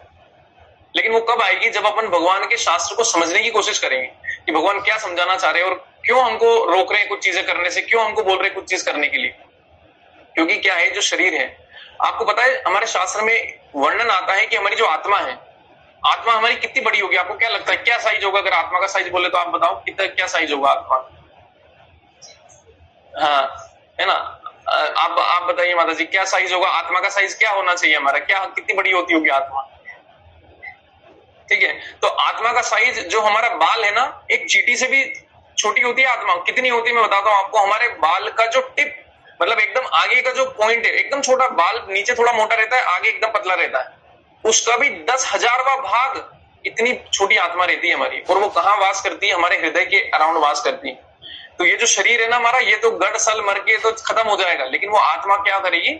हमारे कर्मों के अनुसार अगले शरीर में ट्रांसफर कर दी जाएगी, अगले शरीर में चली जाएगी वो आत्मा। तो जब हमारी आत्मा इतनी छोटी है, और भगवान भगवत गीता में भी बोलते हैं कि आप लोग आत्मा हो। अर्जुन को भगवान ये बोलते हैं कि ये जो तू मोह माया में पड़ा हुआ है कि ये मेरे बंधु बांधव हैं, ये मेरे पितामह है, और ये फलाना ठिकाना है, मेरे गुरु हैं, ये सब वो सब है, कि तू उनके शरीरों से प्यार कर रहा है, उनके शरीरों से आसक्ति हो रही है तुझे कि इनका शरीर खत्म हो जाएगा तो क्या होगा। अरे शरीर तो जाना ही है। कौन हमारा बाप दादा ऐसा बच गया जो अभी तक नहीं गया है? कोई है क्या? कोई हम ऐसा किसी को जानते हैं जो अभी तक गया नहीं हो? या कौन सा ऐसा है जिसकी हम गारंटी दे सकते हैं कि वो जाएगा नहीं? हम सबको ये शाश्वत सत्य पता है कि थोड़े टाइम के लिए हम लोग यहाँ आए हैं, थोड़े टाइम के बाद सबको गारंटी से जाना है। और सबसे बड़ा रिस्क तो क्या है कि हमको आज की दुनिया में ये तक नहीं पता है कि कल जाना है, कि अभी 15 मिनट बाद हार्ट अटैक आके जाएगा। कितने लोग कितनी छोटी छोटी उम्र में अपना शरीर छोड़ रहे हैं, लेकिन क्या हम लोग सीरियस हो रहे हैं इस बात को देख के? क्यों नहीं हो पा रहे हैं? तो भगवान की जो माया शक्ति होती है, उसका आवरण इतना खतरनाक कस के होता है हमारे ऊपर कि हमको देखने ही नहीं देती है कि हम खुद ऐसे आदमी की जो शोक यात्रा होती है उसमें जाके आ जाते हैं, 2 दिन बाद फिर भूल जाते हैं।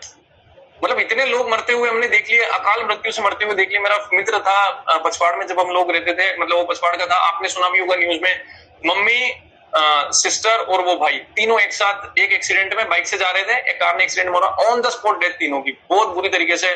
शरीर भी मतलब बहुत खराब हो गया था उनका तीनों का। और उनका बचा क्या? एक सिंगल भाई बचा। क्या देर लगी, उससे 7 दिन पहले मुझसे मिलके गया था वो। दिवाली के 7 दिन बाद की घटना। भाई दूज पे वो जा रहे थे कहीं पे आगे, तो यहाँ पे आपने सुना होगा ना, बहुत बहुत बुरा हादसा था, अभी 2-3 साल पुरानी बात है। तो मेरे दोस्त ने, मतलब वो, हम उसको आखिरी बार बाय भी नहीं बोल पाए, मतलब वो हॉस्पिटल ले जाने की तो नौबत ही नहीं आई, ऑन द स्पॉट डेथ हो गई। ये किसकी जिंदगी में इसकी श्योरिटी है कि ये नहीं हो सकता? कहीं भी हो सकता है, कुछ भी बीमारी लग सकती है हमको, कुछ भी हो सकता है। लेकिन अगर हम भगवान के दिव्य ज्ञान को समझ जाते हैं तो हमें इतनी शक्ति आ जाएगी कि हमारे साथ कितनी भी बुरी से बुरी चीज आ जाए, हम उसको सहन कर लेंगे। क्योंकि जो प्रारब्ध आने हैं वो तो आने ही है। हो सकता है कि हम भगवान के नाम जप में हमको रुचि आ जाए, हम भगवान का नाम जप लेने लगे तो जो पुराने प्रारब्ध है वो कटने लगे, और उसके बाद में हमारा जीवन अच्छा भी होने लगे। लेकिन हमको ये ज्ञान मिलते ही शक्ति आ जाती है उसको सहन करने की। क्या सहन करने की? ये जो चीजें हैं सारी। और ये ज्ञान हमको जब रेगुलरली मिलता है, भागवत जी की कथा कभी अपन 7 दिन सुन के आ गए, उसके बाद कभी कुछ नहीं करा, कोई संग नहीं किया हमने, तो क्या होगा? वो 7 दिन वाली भी गायब हो जाएगी, डिलीट हो जाएगी दिमाग से, वो अपना टाइम वेस्ट हो गया। लेकिन जब हम रेगुलरली उसको सुनते हैं, लगातार ऐसे वातावरण में रहते हैं, लगातार ऐसे भक्तों का संग हम लोग करते रहते हैं, तो क्या होता है? ये ज्ञान हमारे हृदय में जाने लगता है, धीरे धीरे हमारे हृदय में बैठने लगता है। ठीक है, एक बच्चे को जैसे बोला जाता है कि आप उनकी प्रोग्रामिंग करते हो दिमाग की। जैसे आप एक छोटे बच्चे को बोलोगे कि अरे तू तो बहुत बुद्धू है, अरे तू तो बहुत बुद्धू है, तो बहुत बुद्धू है। 2-5 साल बाद वो खुद बोलने लगा मैं तो बहुत बुद्धू हूं, मैं तो पढ़ ही नहीं सकता, मैं तो स्कूल छोड़ दूंगा, मेरा तो कोई मतलब नहीं पढ़ने का। तो जिस तरीके से एक बच्चे का जो हृदय होता है, जब हम उसको रिपीटेडली, जब हम उसको बार बार किसी भी बच्चे को ये चीज बोलते रहते कि वो मूर्ख है, वो मूर्ख है, वो मूर्ख है, तो बच्चा मूर्ख बन जाता है, उसका कॉन्फिडेंस 0 हो जाएगा। तो जब हम किसी बात को 10 बार अपने हृदय में, जैसे आप उन लोगों को देखिए जो लोग ये बोलते हैं कि हमारा बिजनेस नहीं चल रहा है, हमारा बिजनेस नहीं चल रहा है, हमारा बिजनेस नहीं चल रहा है। आज उनका बिजनेस चल भी रहा होगा ना, तो कल गारंटी से नहीं चलेगा। क्यों नहीं चलेगा? क्योंकि उनकी मानसिकता वो बन गई, वो इतना बार उस चीज को रिपीट कर रहे हैं, इतना बार दोहरा रहे हैं कि फिर वो चाह के भी कोशिश नहीं कर पाएंगे। तो हम जो कुछ ऐसे पैटर्न बना लेते हैं, तो उसकी वजह से क्या है कि जब हम अच्छे संग में रहते हैं तो क्या अच्छी बातें सुनने को मिलती है। ऐसा मत सोचिए कि आज आप आ गए तो आज ही आपकी जिंदगी पार हो जाएगी, आप भगवत धाम पहुंच जाओगे। ऐसा नहीं है। आपको ये चीज बार बार ग्रहण करनी पड़ेगी। कब तक करनी पड़ेगी? सालों साल करनी पड़ेगी। तब जाके आपके हृदय में ज्ञान ठहरेगा। भगवत गीता का अध्ययन लगातार करना पड़ेगा, तब जाके ज्ञान ठहरेगा, और तब जाके ज्ञान जीवन में कुछ आपको ऐसी ऐसी परिस्थितियां दे सकेगा जिनमें कि फिर आपको लगे कि हाँ यार भगवान वो कर रहे हैं। मतलब ये ज्ञान आपको एक तो इंश्योरेंस तो कर रहा है, वो तो सबसे मतलब ये समझ लो कि सबसे तुच्छ लेवल की चीज है कि आपको इंश्योरेंस मिला। जो मेन चीज है वो है भगवान का आदान प्रदान आपके साथ होना शुरू होता है। भगवान क्या है आप उनको समझने लगते हो। भगवान बोलते हैं कि भक्तिया माम अभिजानाति, केवल एक भक्त मुझे जान सकता है। ये भगवत गीता आप ले जाओ, आप श्रीमद भागवतम पूरी जो 12 स्कंद है पूरे ले जाओ, दिन रात उनको पढ़ो, लेकिन अगर आपके मन में भक्ति नहीं है, भगवान के प्रति सम्मान नहीं है, आप कभी उनसे भगवान को नहीं जान पाओगे। आपको सबसे पहले सरेंडर करना पड़ता है। अर्जुन जो था पहले भगवान को तर्क वितर्क कर रहा था पहले अध्याय में कि भाई भगवान जो है मैं कैसे लड़ू, ये तो मेरे ही लोग हैं, मैं तो इनको नहीं मारना चाहता, ये वो सब कर्म वगैरह कुछ नहीं। भगवान एक शब्द भी कुछ नहीं बोले, भगवान चुप रहे। क्यों चुप रहे भगवान? भगवान इसलिए चुप रहे क्योंकि अर्जुन को लग रहा था कि वही ज्ञानी है, उसी को सारा ज्ञान है। उसको लग रहा था कि मैं जो जानता हूं और मैंने जो सुना है अभी तक वही सब है। लेकिन जब उसका गांडी उसके हाथ से छूटा और फिर उसको लगेगा कि यार मैं तो कुछ कर नहीं पा रहा हूं, मेरे को भगवान का ही शिष्यत्व स्वीकार करना पड़ेगा, तो फिर वो भगवान को क्या बोलते हैं कि भगवान आप मेरे गुरु हो, मैं आपका शिष्य हूं, अब आप मुझे बताएं मुझे क्या करना है। उसके बाद भगवान बोलना स्टार्ट करते हैं। यानी कि भगवत गीता की स्टार्टिंग होती है सरेंडर से। सरेंडर मतलब कि समर्पण। समर्पण का मतलब क्या होता है कि हमको ये मानना है कि हम लोग मुसीबत में हैं। ये ज्ञान अगर आप आज नहीं जानते हो तो आप मुसीबत में हो, इसका ठप्पा है 100%। लेकिन अगर आप ये नहीं मानते हो तो ठीक है, फिर आने दो वो दिन जिस दिन सब कुछ चेंज हो जाएगा, जिस दिन कहीं आग लग गई। कितने कितने न्यूज हम सुन रहे हैं कि लोगों का पूरा कारोबार जल गया। अभी किसी सोनार की हमने न्यूज सुनी थी, पूरा घर का पूरी जिंदगी का उनका सोना लूट के ले गए। क्या हम इतना बड़ा कष्ट सहन कर पाएंगे जिस दिन ऐसा कष्ट आ गया? क्या पता हमने पुराने जीवन में किसी की बहुत निर्मम तरीके से उसकी बेटी की हत्या करी हो और अब इस जन्म में अपने बेटे के साथ ऐसा होना हो। क्या हमारे में शक्ति है ये सब सहन करने की? हम आज जितने भी लोगों के साथ में रह रहे हैं हमारे परिवार में, क्या गारंटी वो क्या कर्म करके आए? हमें जब अपना ही पता नहीं है, हमें उनकी क्या गारंटी है वो क्या कर्म करके आए? लेकिन हम क्या मोह माया रखते हैं, हर किसी से मोह माया रखते हैं। मेरा बेटा, मेरी पत्नी, मेरा हस्बैंड, मेरा ये फलाना ठिकाना, सब कुछ हम लोग करते हैं। मेरे माता पिता, मेरे दादा दादी, ये वो कितने लोग कितनी बुरी तरीके से आजकल जो घटनाएं हम लोग सुन रहे हैं रेगुलरली, तो सभी के साथ में हो रही है तो हमारे साथ में भी हो सकती है। तो दिव्य ज्ञान को लगातार लेने की जरूरत है। और कब तक लेने की जरूरत है? जब तक वो हृदय में बिल्कुल बैठ न जाए, जब तक भगवान का जो आदान प्रदान है वो आपके साथ इतना ना हो जाए कि आपको 100% भरोसा हो जाए कि मैं भगवत धाम ही जाऊंगा, मुझे जीवन में और कोई मेरा लक्ष्य नहीं है। लेकिन उसका मतलब ये भी नहीं है कि हमारा जो कर्तव्य हम लोग ना करें। भगवान ने, आप मुझे बताइए कि अर्जुन तो सब छोड़ना, अर्जुन तो ऐसे अगर एक नॉर्मल आदमी की नजर से देखा जाए तो क्या बोला जा सकता है? अरे यार वो तो लड़ना नहीं चाह रहा था ना, भगवान ने लड़ाया उसको। भगवान ने भगवत गीता तो क्या लड़ाती है यार, तो घर घर में लड़ाई कराती है। वो तो जा रहा था चुपचाप उसके। पर आप मुझे बताइए कि वो क्षत्रिय था, उसका कर्म था कि वहां पे जो अधर्मी लोग हैं उनको मारना। क्यों? क्योंकि अगर राजा ही अधर्मी होंगे कहाँ के, तो प्रजा कैसे वो होगी? पूरा पूरा जो समाज है वो खराब हो जाएगा। तो जब उनको पता था कि जब सामने वाले अधर्मी है, वो जब आप अपने खुद के भाई के साथ ऐसा कर सकते तो प्रजा का क्या ध्यान रखेंगे, वो प्रजा के साथ क्या करेंगे और उनको देख के दूसरे लोग क्या सीखेंगे?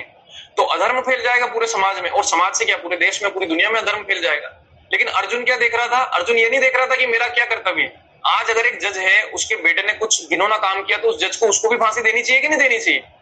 देनी चाहिए ना। उसका बेटा है तो यूं तो नहीं कि मैं इसको कुछ कम सजा दे दूं, हम बोलेंगे भाई तू तो गलत कर रहा है। तो अर्जुन क्या करा? अर्जुन मोह ममता में फंसने लग गया कि मेरे पितामह है, वो थे तो अलग साइड से ना, वो जो भी थे वो उन्होंने जो भी आपके लिए आज तक किया है तो अलग साइड पे, आज वो अधर्म की साइड है। तो आपका जो कर्तव्य बनता है वो आपको करना ही पड़ेगा, चाहे सामने अपने परिवार के लोग क्यों ना खड़े हो। क्योंकि अगर आप वो नहीं करोगे तो आपका पाप भी बनेगा, क्योंकि आपने अपना कर्तव्य नहीं निभाला। तो आप इस जन्म में भी दुख भोगोगे और अगले जन्म में भी भगवान उसका पनिशमेंट आपको देंगे। तो अर्जुन क्योंकि भगवान का भक्त ऑलरेडी था, उसने भगवान पे समर्पण किया और भगवान से बोला, भगवान आप मुझे बताइए, मैं तो अब नहीं समझ पा रहा हूं, आप अगर मुझे बताएंगे जो आप बोलोगे वो मैं करूं। भगवान फिर भगवत गीता के 18 अध्याय में अर्जुन का पूरा भ्रम दूर कर देते हैं। क्या भ्रम दूर कर देते हैं? कि वो ये शरीर है, ये सारे लोग मेरे हैं, फलाना ठिकाना, जो भी भ्रम है, बहुत सारी चीजें हैं। तो ये जो भगवत गीता की जो कक्षा हमने शुरू करी है, इसका मेन उद्देश्य क्या है? हमारे हृदय में अंदर तक ये बात को डाल देना, बहुत डीप तक डाल देना, धसा देना, कि जब तक हम लोग भगवान की भक्ति को समझना नहीं चाह रहे हैं या हम भगवान के प्रति समर्पण नहीं कर रहे हैं, हमारा अनर्थ किसी भी दिन हो सकता है। और जिस दिन वो दिन होगा ना, उस दिन फिर आप क्लास में आने लायक भी नहीं बचोगे। क्यों नहीं बचोगे?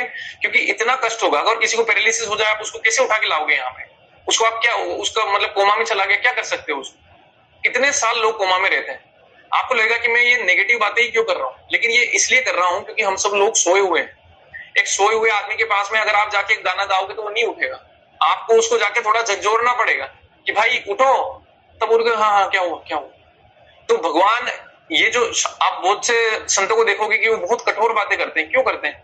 क्योंकि हम सब लोग सो रहे हैं। अगर हम सब लोग को वो कठोर बातें नहीं बोलेंगे तो हम भक्ति को तो बिल्कुल ही ऐसे ही हल्के में ले रहे हैं, ध्यान ही नहीं देंगे इसकी तरफ। तो इसलिए भगवान आके हमको ये सारा दिव्य ज्ञान भी देते हैं और संतों के माध्यम से फिर हमको ये सब पहुंचाते हैं। तो उसी दिव्य ज्ञान को अपन लेने के लिए भगवत गीता का अध्ययन करते हैं। क्योंकि भगवत गीता को केवल ये मत समझना कि खाली 45 मिनट में दो दोस्तों के बीच में जो बातचीत हुई और जो लड़ाई झगड़ा हो गया उसके बारे में कथा है, नहीं। भगवत गीता आपको जीवन जीना सिखा देगी। अर्जुन जितनी मुसीबत में था उतनी मुसीबत में भी अगर आप हो गए कभी, तो भी आप उस जगह से निकल जाओगे, क्योंकि आपने भगवत गीता की भगवान की शरण ले रखी। और भगवान पूरी तरीके से प्रूव करते हैं कि क्या हर समय पे क्या एक्शन होना चाहिए आदमी का, अपन को जिंदगी में क्या कर्म करना चाहिए, क्या नहीं करना चाहिए, क्यों करना चाहिए, क्यों नहीं करना चाहिए। ठीक है, जैसे हम लोग एक उदाहरण के माध्यम से थोड़ा इसको समझते हैं कि जैसे हम सब लोग, जैसे आज अपने जीवन में कोई टीचर है, कोई मतलब बिजनेसमैन है, कोई हाउसवाइफ है, कोई स्टूडेंट है, कोई भी कुछ है। सब लोग अपने जीवन में कुछ कर रहे हैं। ठीक है, और जो लोग आस्तिक हैं, जो लोग मतलब भगवान वगैरह में मानते हैं, जो ये सब जानते हैं, उनको ये भी पता है कि पुराने कर्म भी होते हैं और हमको कुछ मिलेगा भी सही, और बहुत सारी चीजें जीवन में लिखी रहती है पहले से। ठीक है, कि भाई जीवन में ये सब चीजें लिखी रहती है पहले से, हमने पुराने जन्म में कुछ कर्म करे होंगे, उसका भी हमको फल भोगना है। ठीक है, लेकिन कोई आदमी है जो बात मानने के लिए तैयार ही नहीं। तो जैसे क्या होता है ना, हम लोग बहुत बार देखते हैं कि मूवीज, जैसे कोई फिल्म वगैरह होती है, उनकी जो शूटिंग वगैरह हो रही रहती है। ठीक है, वो जब शूटिंग चल रही है, वहां पे आपका एक सीन आया कि आपको थप्पड़ खाने 4। ठीक है, तो आपको क्योंकि पता है कि भाई शूटिंग चल रही है, मुझे इसके पैसे भी मिलेंगे, शूटिंग है, 4 थप्पड़ मारेगा सामने वाला आके आपको। और अगर अच्छा शॉट नहीं आया तो डायरेक्टर बोलता एक बार और। ठीक है, आपको फिर से 4 थप्पड़ खाने पड़ेंगे। लेकिन आप वहां पे चिल्लाओगे तो करोगे नहीं, जबकि वही थप्पड़ तो मारे ना आदमी ने आपको, है ना, लेकिन आपके चिल्ला चोट नहीं करोगे वहां पे, क्योंकि आपको पता है कि भाई ये तो मूवी चल रही है, शूटिंग चल रही है, कोई असली में थोड़ी कुछ हो रहा है। लेकिन वही चीज अगर रोड पे कोई आपके एक थप्पड़ मार दे, आप शायद उसकी जान ले लोगे, वहीं गाली गलौज करके वहीं माँ बहन हो जाएगी, सब कुछ हो जाएगा वहीं पे। तो उससे हमको क्या समझ में आ रहा है कि जब हम भ्रम में पड़े रहते हैं, ये जो दुनिया है इसकी अगर स्क्रिप्ट ऑलरेडी लिखी हुई है कि हमारे साथ क्या होना है, अधिकतर चीजें सब कुछ फिक्स्ड है, और हम अगर उसको चेंज कर सकते हैं तो कैसे कर सकते हैं? अच्छे कर्म करके और भगवान की भक्ति करके। अगर हम भगवान की भक्ति करेंगे तो जो हमारा प्रारब्ध, जो गलत प्रारब्ध है, जिसके हमको फल भोगने थोड़े टाइम में ही, कोई नहीं कह सकता कल भोगना कि परसों भोगना, कभी भी वो दिन आ सकता है। वो कब चेंज हो सकते हैं? जब हम लोग भगवान की भक्ति करें। लेकिन हम क्या है, हम तो मान ही नहीं रहे कि स्क्रिप्ट चल रही है, हम तो मान रहे कि मैं हूं, मेरे जो भी मेरी जिंदगी, मैं उसका नियंत्रण करता हूं, मैं सब कर लूंगा, मेरे से सब चलता है, मैं करते हैं ना, उनकी मैं हो जाती है एंड में जाके। भगवान ऐसी बीमारी दे देते बुढ़ापे में आके कि वो किसी का नहीं रहता। जो ज्यादा चौड़ में रहते, ज्यादा ठाकुर बनते हैं, आप जाके देखिए उनकी बुढ़ापे में क्या हालत होती है। उनके घर वाले उनको रोटियां नहीं देते हैं, उनकी कुत्तों की तरह औकात हो जाती।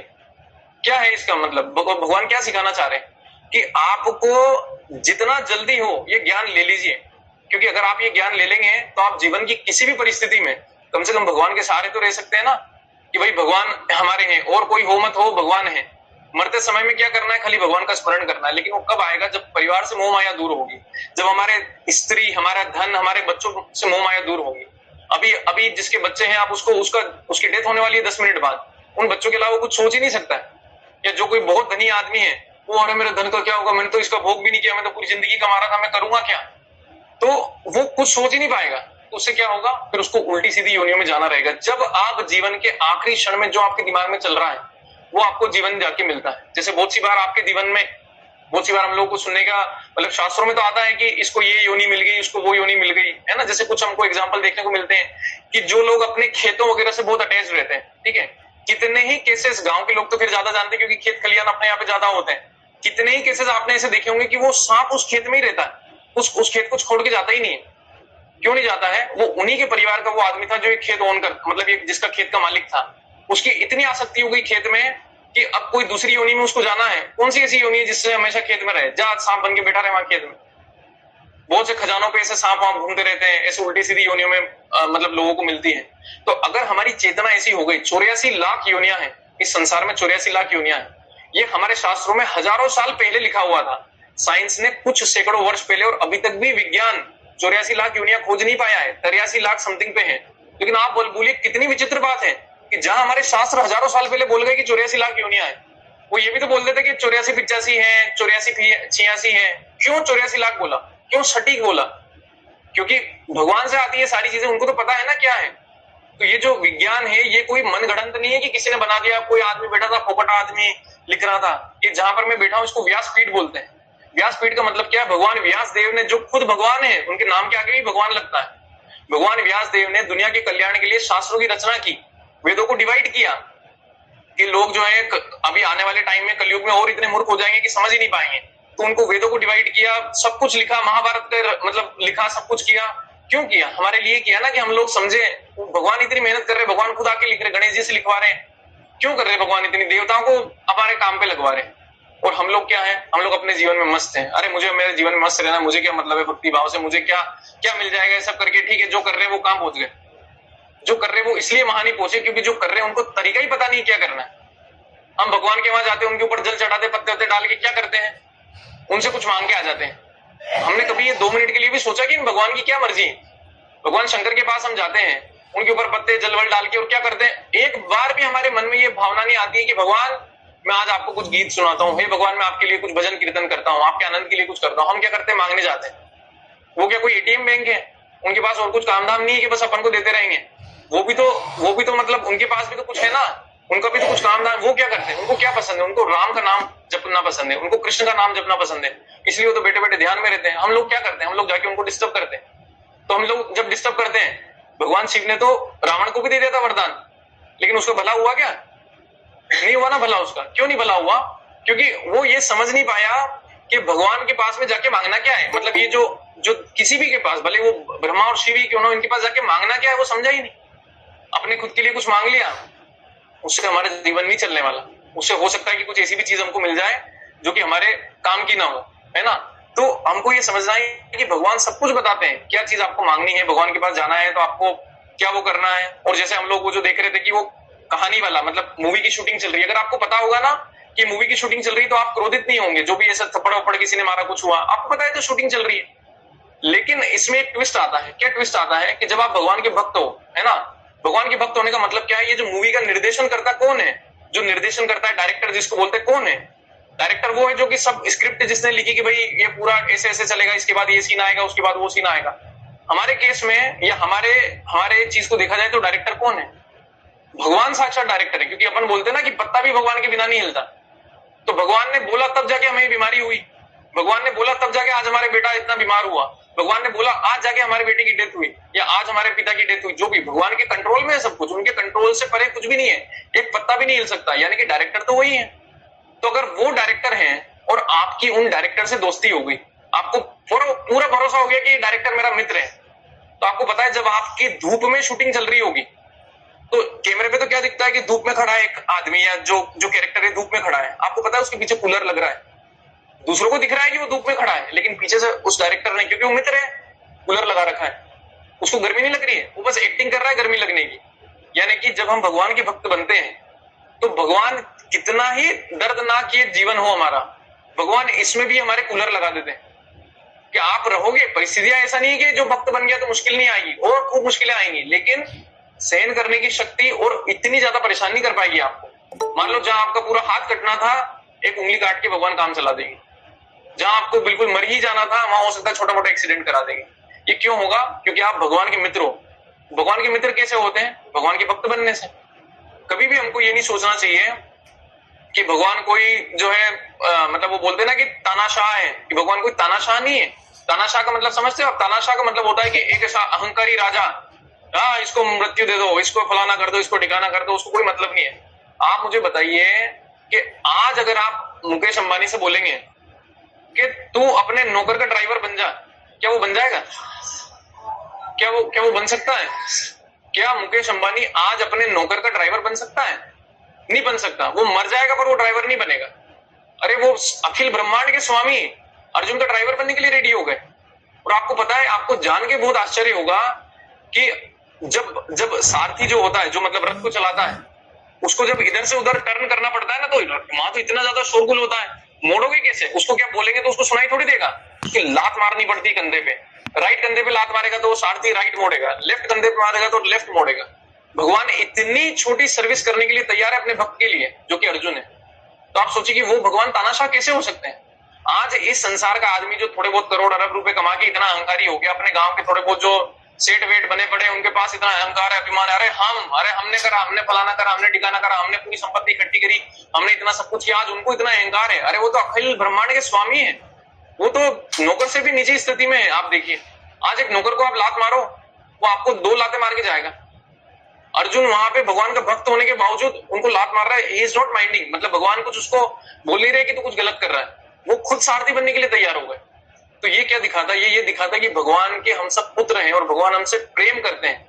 भगवान हमसे इतना प्रेम करते हैं कि वो हर जीवात्मा को बुलाना चाहते हैं वापस। लेकिन हम लोग क्या है, भगवान का दिव्य ज्ञान जानना ही नहीं चाहते, हमको कोई इंटरेस्ट नहीं। हमारी लाइफ में जो चल रहा है ठीक है, जब आएगी मुसीबत तब देखेंगे, लेकिन जिस दिन बड़ी मुसीबत आ गई उस दिन हमको पता नहीं हमारे साथ क्या होगा।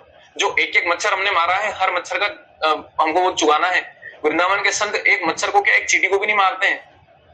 एक मच्छर को भी जो मारना है वो पाप ही है। एक जीव की हत्या कर रहे हैं हम, उसकी हत्या से क्या होगा आपको पता है? वो मच्छर जैसे 10 दिन तक उसका जीवन था या 4-5 दिन मच्छर जीता है, आपने उसको पैदा होने के दूसरे दिन मार दिया।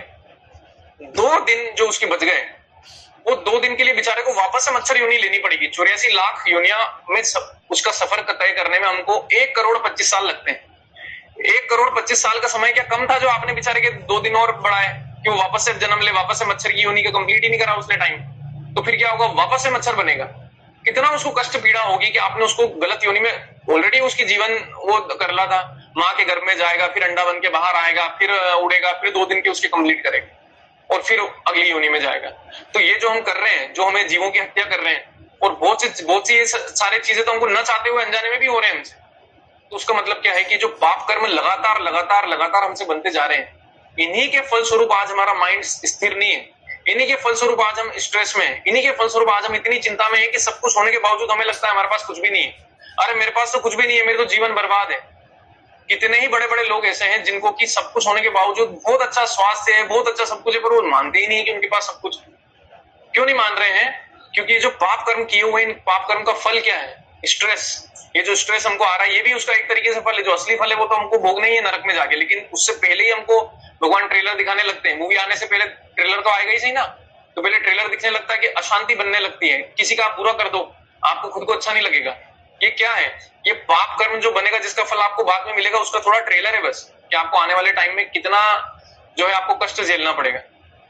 तो भगवान का जो दिव्य ज्ञान है, ये सब हमको समझने की इसलिए बहुत ज्यादा जरूरत है। फिर उसके बाद में हम देखते हैं कि फिर हमने बोला कि अर्जुन की पात्रता, अर्जुन पात्र कैसे बना भगवान का ज्ञान रिसीव करने के? बोला भगवान मैं शिष्य हूं आपका, अब आप बताओ मैं ग्रहण करूंगा। तो अगर वो पात्रता, अगर वो भावना हमारे अंदर आ जाती कि भगवान आपने अगर सच में भगवत गीता मेरे लिए बोली है, तुम मुझे बताओ, अब तो मैं जानने के लिए इच्छुक हूं, क्योंकि ये सब चीजें मुझे पता नहीं थी। जीवन के इतने साल मैंने व्यर्थ कर दिए, मुझे समझ में नहीं आया कि मुझे क्या करना था, लेकिन अब मुझे समझ में आ गया। अब आप मुझे थोड़ा सा ज्ञान दीजिए भगवान की मैं क्या करूं, क्योंकि इतना सब टाइम तो वेस्ट हो गया, अब नहीं करना चाहता, मैं आगे का जीवन अच्छे से जीना चाहता हूँ। क्या क्या मुझे करना पड़ेगा कि मैं जो ये 84 लाख योनियां हैं, अरे अपन कितना कष्ट में देखते हैं इन जानवरों को, हाँ, इनको बेचारों को आज रोटी मिल रही है, 2 दिन तक किसी ने रोटी नहीं डाली, बस भगवान भरोसे ही है वो। कितना कष्ट में लोग रहते हैं, कोई भी इनको आके लात मार रहा है, कोई भी आके पत्थर मार रहा है, कोई भी इनको जाके कुछ भी कर रहा है। ये सारी चीजें हम भी भोग के आए हैं।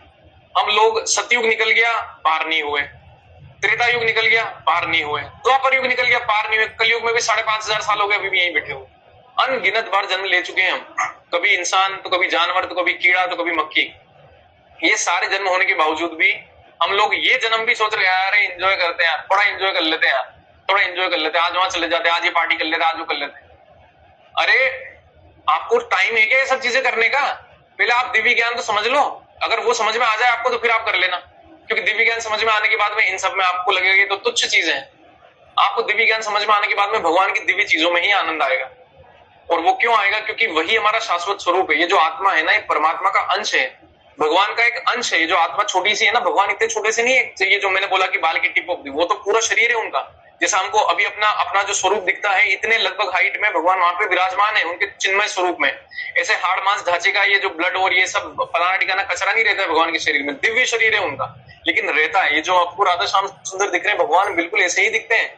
भगवान की गोलोक में आप जाएंगे, जो जो अलग अलग वैकुंठ है, भगवान उनमें ऐसे ही दिखते हैं। ये कोई कल्पना नहीं है, इनको कभी भी कल्पना नहीं मानना कि भगवान ये तो ऐसी कल्पना की मूर्ति है, क्या पता भगवान ऐसे है कि नहीं। भगवान का स्वरूप होता है, भगवान उस स्वरूप में विराजमान होते हैं। भगवान जैसे कि परमात्मा रूप में हमारे हृदय में छोटे स्वरूप में भी बैठे हुए हैं, लेकिन वो असली में अपने धाम में इस स्वरूप में भी रहते हैं, जहां जो जीवात्माएं पहुंच जाती है भगवान का साथ करती है, सानिध्य होता है, उनको भगवान के साथ में लीलाएं करती है, फिर कभी इस लोक में आने की इच्छा नहीं करती।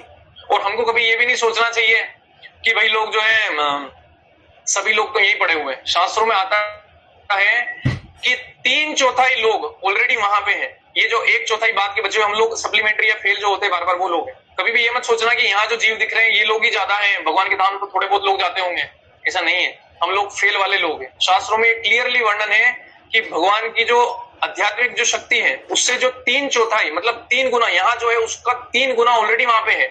इतनी जीवात्मा ऑलरेडी वहां पे है। यहाँ तो खाली 1/4 जो बाद में सप्लीमेंट्री फेल होने वाले लोग हैं वो रहते हैं अपन यहाँ। और अपन यहाँ पे आके भी सोच नहीं पा रहे हैं कि हमको यहाँ से निकलना है। बस हम अच्छी परिस्थिति बन जाए, कुछ और अच्छा कर ले। आज मेरे पास इतने रुपए तो कल और थोड़े और रुपए आ जाए। अरे कर लो। कर्म करने के लिए तो भगवान ने अर्जुन को मना नहीं किया। अर्जुन क्या करना चाह रहा था? अर्जुन तो कर्म से बचना चाह रहा था। जो लोगों को लगता है कि आध्यात्मिक ज्ञान मिलने के बाद में हमारा बेटा भाग जाएगा, हमारा बेटा संत बन जाएगा, हमारा बेटा कर्म छोड़ देगा, तो उसका ज्ञान फल्गु वैराग्य है। फल्गु वैराग्य मतलब होता है झूठा वैराग्य। भगवान ने तो अर्जुन को जब जाने नहीं दिया, अर्जुन से मतलब मारकाट करवाई ना वहां पे, अपना ज्ञान देके, दिव्य ज्ञान देके। तो जो इंसान अगर सही जगह से सीख रहा है तो वो कैसे भाग जाएगा अपना कर्म छोड़ के? उसको तो कर्म उसका कर्म करना पड़ेगा ना उसको, कि भगवान ने उसको जिस चीज के लिए भेजा, आपको जिस भी शरीर में भेजा, आपको जो रिस्पॉन्सिबिलिटी दी कि आपके माँ बाप का ध्यान रखना, आपके जो भी बीवी बच्चे जो भी आपको है उन सबका जो भी कर्तव्य पालन करना, वो करते करते आपको भक्ति करनी है। ना कि ये सब छोड़ छाड़ के कहीं पे जाके और फिर करेंगे भक्ति। ऐसे भक्ति नहीं होती। स्थाने स्थित ये एक शब्द आता है शास्त्रों में कि वहीं पे जो स्थान पे भगवान ने आपको रखा उसी में रह के जब आप भक्ति करोगे तो भगवान आपका स्थान बेटर करेंगे। आज अगर आपको पैसों की समस्या है तो भगवान पैसों की समस्या जब आपकी भक्ति देखेंगे कि यार ये आदमी भक्ति में इंटरेस्ट है, लेकिन इसका बेचारे का इतना मेहनत ही करता है ना, इसके पास समय नहीं बचता है भक्ति करने का, भगवान आपका कम मेहनत में ज्यादा पैसे देने लगेंगे। आप भगवान देखेंगे कि यार ये बीमार रहता है, यार बीमारी से इतना परेशान है ना, ये भक्ति नहीं कर पा रहे, आपकी बीमारी ठीक कर देंगे।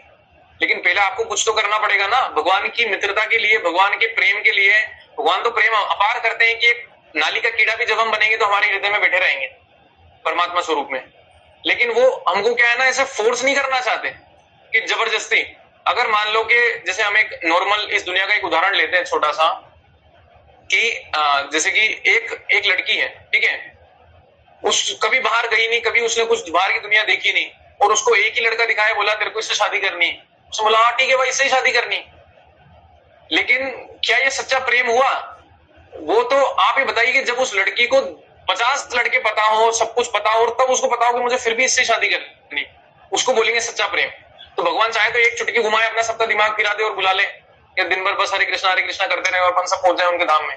लेकिन भगवान सच्चा प्रेम करना चाहते हैं अपन से, वो तो सच्चा प्रेम करते हैं, तो इसलिए वो अपन को फोर्स नहीं करते। अपन को लगता होगा ना जब भगवान के पास में सब कुछ है तो क्यों फिर भगवान ने हमको भक्ति में लगा रहे हैं, क्यों फिर भगवान हमको जो मर्जी ये करने देते हैं? वो आपसे सच्चा प्रेम करना चाहते हैं, ना कि फोर्सफुल प्रेम करना चाहते कि बात ही कर दी आपको कुछ प्रेम करने के लिए। फिर तो क्या प्रेम हो गया? फिर तो वशीकरण हो गया कि आपके दिमाग पे वो जो है कुछ जड़ी बूटी खिला के आपको उनके वश में कर लिया और बस वो कर रहे। फिर वो प्रेम कहाँ रहा? भगवान तो इतने दिव्य हैं, वो ऐसी छोटी मोटी चीजें करेंगे क्या?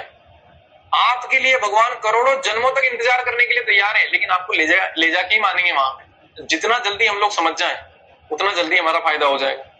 तो ये जो भगवान का दिव्य ज्ञान है, जब हम इसको समझने लगते हैं तो हम एक कदम बढ़ते हैं ना, भगवान 100 कदम बढ़ते हैं। आज की कक्षा से अगर हम एक चीज आज घर ले जा सकते हैं, वो क्या लेके जा सकते हैं? कि भगवान की भक्ति जरूरी तो है, लेकिन उसके लिए हमको कुछ करना भी पड़ेगा। भक्ति यूं ही नहीं कि भक्ति बोलने से या भक्ति के बारे में बातें करने से भक्ति हो जाती है, नहीं।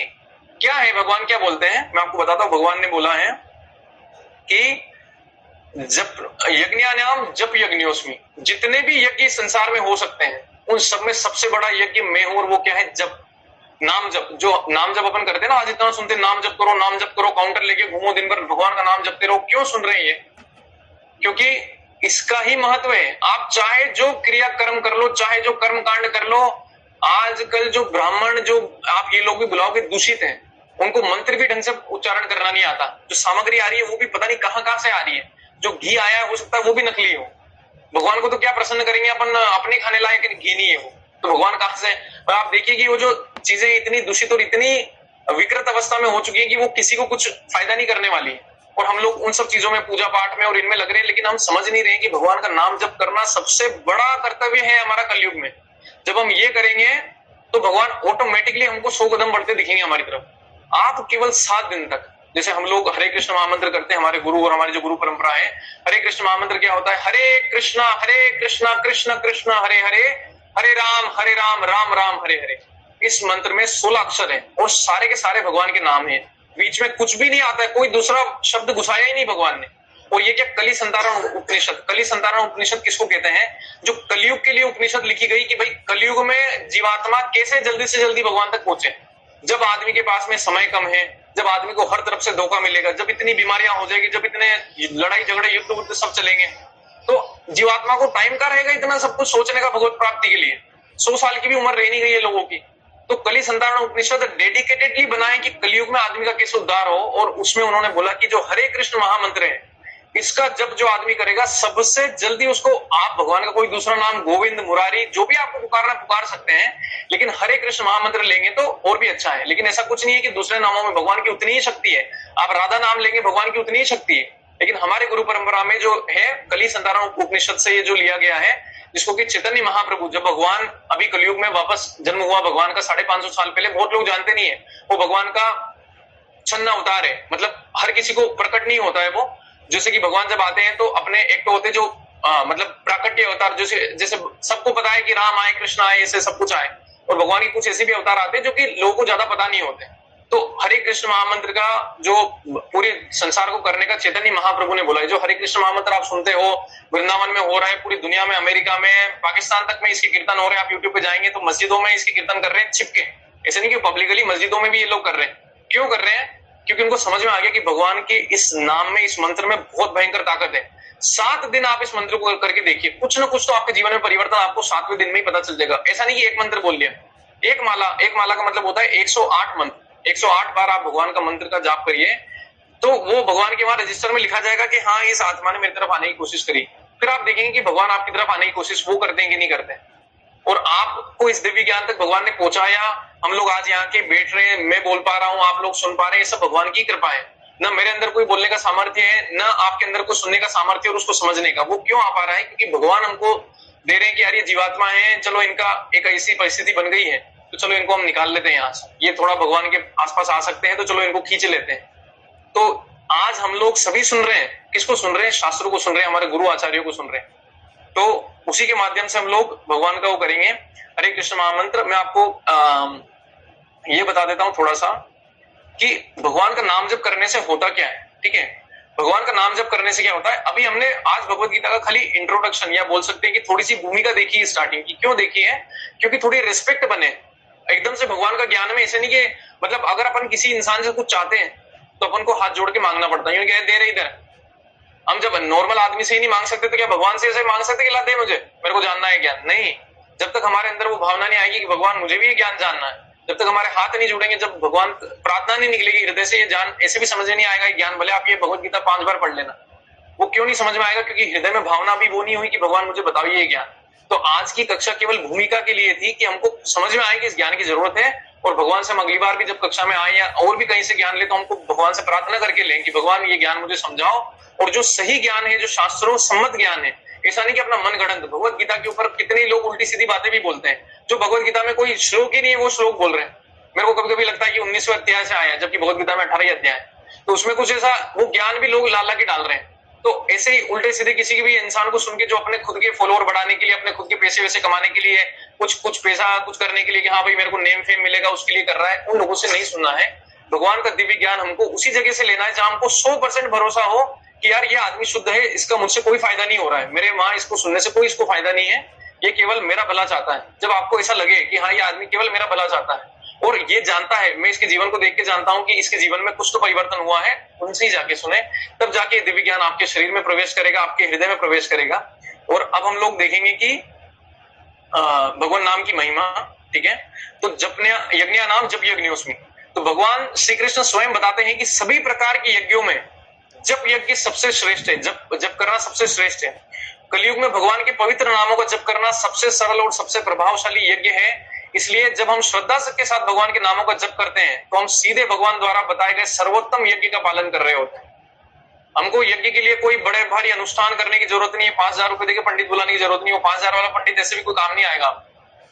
ऐसा बोला जाता है कि कोई भी धर्म अनुष्ठान हो रहा हो, भगवान के नाम लिए बिना वो धर्म अनुष्ठान अधूरा है। जब हमारी शादी हो रही थी तो ब्रज सुंदर प्रभु जी, हिज ग्रेस ब्रज सुंदर प्रभु जी वृंदावन से आए थे। पूरे टाइम वो वहां बैठे रहे मंडप के वहां पे, उन्होंने हमारे कोई फंक्शन अटेंड नहीं किए, जैसे कि हल्दी अटेंड नहीं की उन्होंने, कोई हमारी जो है संगीत वंगीत कुछ अटेंड नहीं किया, क्योंकि वहां तो ये सब उल्टा सीधा सब कुछ चल रहा था। लेकिन जो रस्में थी कुछ अटेंड नहीं की। लेकिन जब फाइनली फेरों का टाइम आया ना, पूरे समय वो वहां बैठे रहे और नाम जप करते रहे, ठीक है। जैसे ही फेरे खत्म हुए, रात में वो गाड़ी लेके निकल ली अपने वृंदावन। मेरे को समझ नहीं आया कि यार ये रुक जाते, रात रुक जाते, 2 दिन से रुके हुए थे, रात रुक जाते, कोई फंक्शन तो अटेंड किया नहीं और यहाँ भी खाली यहीं बैठे रहे। और मजा तो अभी तो बाद में अपन समझते कि मजा तो बाद में है, रिसेप्शन में खाएंगे पिएंगे, कुछ चिंता नहीं करी उन्होंने, निकल लिए। बाद में जब मैं उनसे वृंदावन में जाके मिला तो मुझे उनकी मतलब वाइफ ने, हरग्रेस हरिलीला माता जी ने, उन्होंने समझाया कि प्रभु जी इसलिए रुके हुए थे जबकि हमारा शादी का जो मंडप का कार्यक्रम था लेट हो गया था। बैठे रहे वो इतने घंटे, क्यों बैठे रहे? क्योंकि जब करे बिना कोई यज्ञ पूरा नहीं होता। तो उन्होंने बोला क्योंकि मैंने देखा कि आपके वहां कोई ये खाली कर्मकांड जो चल रहा है ये सब हो रहा था, लेकिन कोई जप नहीं कर रहा था। तो इसलिए उन माता जी ने बोला कि इसलिए रुक के वहां पे जप किया इन्होंने, कि आपका ये जो शादी का कार्यक्रम है पूरा हो ढंग से। हम जब धर्म घर का कोई उद्घाटन करते हैं, कुछ भी कर रहे हैं, कोई भी धार्मिक कार्य जब के बिना पूरा नहीं हो सकता, ये हमको समझ लेना है। चाहे बड़े से बड़े पंडित और विद्वान बिठा लो अपन सामने लाके, वो तो ऐसे भी पैसे ले रहे हैं, तो उनका तो कुछ अपन कह नहीं सकते कि कितनी उनमें शुद्धता है और कितना वो लोग हमको चेंज कर पाएंगे, हमारे हृदय को परिवर्तन कर पाएंगे, ठीक है। उसके बाद में भगवान बोलते हैं भगवद गीता 8वां अध्याय 5वां श्लोक, अंत काले च मामेव स्मरण मुक्त्वा कलेवरम यह प्रयाति समद्भावम याति नाति अत्र संशय। भगवान क्या बोलते हैं? जो व्यक्ति जीवन के अंत में केवल मेरा स्मरण करते हुए शरीर का त्याग करता है वह निश्चित रूप से मेरे धाम को प्राप्त होता है, इसमें कोई संदेह नहीं है। भगवान ये भी बोल रहे हैं इनमें, इसमें कोई संदेह नहीं है। अंत काल में अगर अपन को भगवान का स्मरण हो गया, कैसे भी हो गया, क्यों होगा?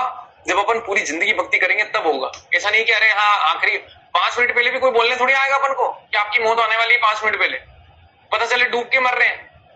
डूब के भी तो मर सकते हैं, डूब के मर रहे वहां कब भगवान भगवान पानी मुंह में भराता रहेगा, क्या भगवान का स्मरण आएगा क्या वहां पे 2 मिनट के लिए? हो सकता है इतनी बुरी कोमा में ही चले गए हो, कोमा में ही मर गए हो, कोमा में तो क्या स्मरण कर पाएंगे, कुछ नहीं जानते। पूरी जिंदगी जब भगवान का स्मरण करेंगे, तो जब अर्जुन भगवान को बोलते हैं ऐसा कि भगवान अगर क्या पता मैं अंतकाल में इतना कष्ट हो, इतनी पीड़ा हो कि मैं याद नहीं कर पाऊं, तो भगवान बोलते जिसने पूरी जिंदगी किया उसको चिंता नहीं करनी अंतकाल की, चाहे शरीर कितना भी कष्ट में हो कि वो नहीं कर पा रहा याद, मैं उसको याद कर लूंगा। तो उसको याद करने की जरूरत नहीं, मैं याद कर लूंगा। तो उससे क्या होती है, हमको गारंटी मिलती है कि भगवत धाम में भगवान, ये जो भगवान की जो भक्ति है, इस लोक में भी हमारा फायदा है और बाद में जब हम मर रहे होंगे एंड समय पे भी हम लोग जो है उस बुरी अवस्था में नहीं मरेंगे जिसमें अधिकतर लोग इस संसार के त्याग रहे हैं। जैसे कोई किसी की डेथ होती है और जो मल द्वार से मल निकल जाता है, वो आदमी अधोगति में जाता है। अधोगति में वो मतलब संकेत है उस बात का कि मलवल निकल गया, अधोगति में गया इंसान, यानी कि अच्छी योनियों में नहीं जाएगा वो आगे जाके, क्योंकि उसने कर्म ऐसे नहीं किए। और वही जो भगवान के भक्त होते हैं, भगवान के भक्त मुस्कुराते हुए कीर्तन करते करते हुए चले जाए। अभी थोड़े दिन पहले की एक वीडियो आई है कि ये जो अधिक मास चल रहा है, अभी एक प्रभु जी कीर्तन करते हुए, अभी पिछली एकादशी पे कीर्तन करते हुए, मैं अभी आपको वीडियो दिखा भी दूंगा, वो कीर्तन करते करते करते करते नीचे बैठे और बस जय राम जी कीर्तन में नाच रहे थे वो, और वो भी एकादशी के दिन। इतने पवित्र दिनों पे भी भगवत धाम के लिए भक्त जाते हैं। क्यों जाते हैं? पूरी जिंदगी भगवान का नाम लिया, आखिरी में हंसते खेलते जाएंगे। बीमारी भी हो गई तो उनको कोई चिंता नहीं है। जैसे हम कभी देखते हैं कोई बड़ा साधु है, कोई बड़ा संत है, उनको कुछ बीमारी हो गई तो हम सोचते अरे तो भगवान कितने भक्त, देखो इनको बीमारी हो गई। अरे भगवान उनका उपयोग कर रहे हैं आपको सिखाने के लिए कि ये इतना बीमार होने के बावजूद भक्ति कर रहा है और तुम स्वस्थ होने के बावजूद नहीं कर रहे। वो ये दिखा रहे हैं कि इतनी कष्ट और पीड़ा के बाद भी ये। आप यूं बताइए कि अर्जुन और ये जो पांडव थे भगवान के इतने बड़े भक्त थे कि भगवान साथ में घूम रहे हैं, भगवान चैरियट ड्राइवर या जो बोलते हैं रथ का सारथी बनने के लिए तैयार है, क्या भगवान उनकी मुश्किलें सोल्व नहीं कर सकते थे? भगवान अपने परम भक्तों का उपयोग करते हैं दुनिया को सिखाने के लिए कि क्या करना चाहिए हमें। भगवान ऐसा नहीं कि उनको कष्ट देना चाहते हैं, वो लोग तो ऑलरेडी उस धरातल से ऊपर है, वो लोग तो ओके सो भगवान नाम में मतलब भगवान जो है हमको बुद्धि भी दी अगर इस मनुष्य जीवन में, तो हमको उसका सदुपयोग करना चाहिए भगवान को जानने में, क्योंकि दूसरी योनि में तो ऐसे भी हम लोग नहीं कर पाएंगे। तो यस, तो अंत काल में अपन को भगवान का अगर हमको स्मरण हो गया तो हम लोग बिल्कुल ही वहां जाने वाले, भगवत धाम में ही जाने वाले हैं। और उसमें कनेक्शन में फिर क्या बोलते हैं कि जब हम किसी का नाम लेते हैं तो स्वाभाविक रूप से उनका स्मरण भी करते हैं। इसी प्रकार जब हम भगवान के पवित्र नामों का जप करते हैं तो धीरे धीरे हमारा मन भगवान के स्मरण में स्थिर होने लगता है। भगवान यहाँ स्पष्ट रूप से कहते हैं कि जो व्यक्ति मृत्यु के समय उनका स्मरण करता है वो उनके दिव्य धाम को प्राप्त करता है। इसलिए भगवान के नामों का जप केवल एक धार्मिक क्रिया नहीं बल्कि जीवन की सबसे महत्वपूर्ण तैयारी है।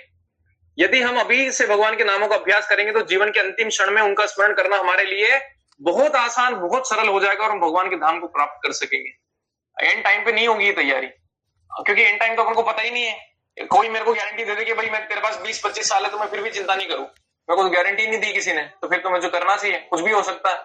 ठीक है।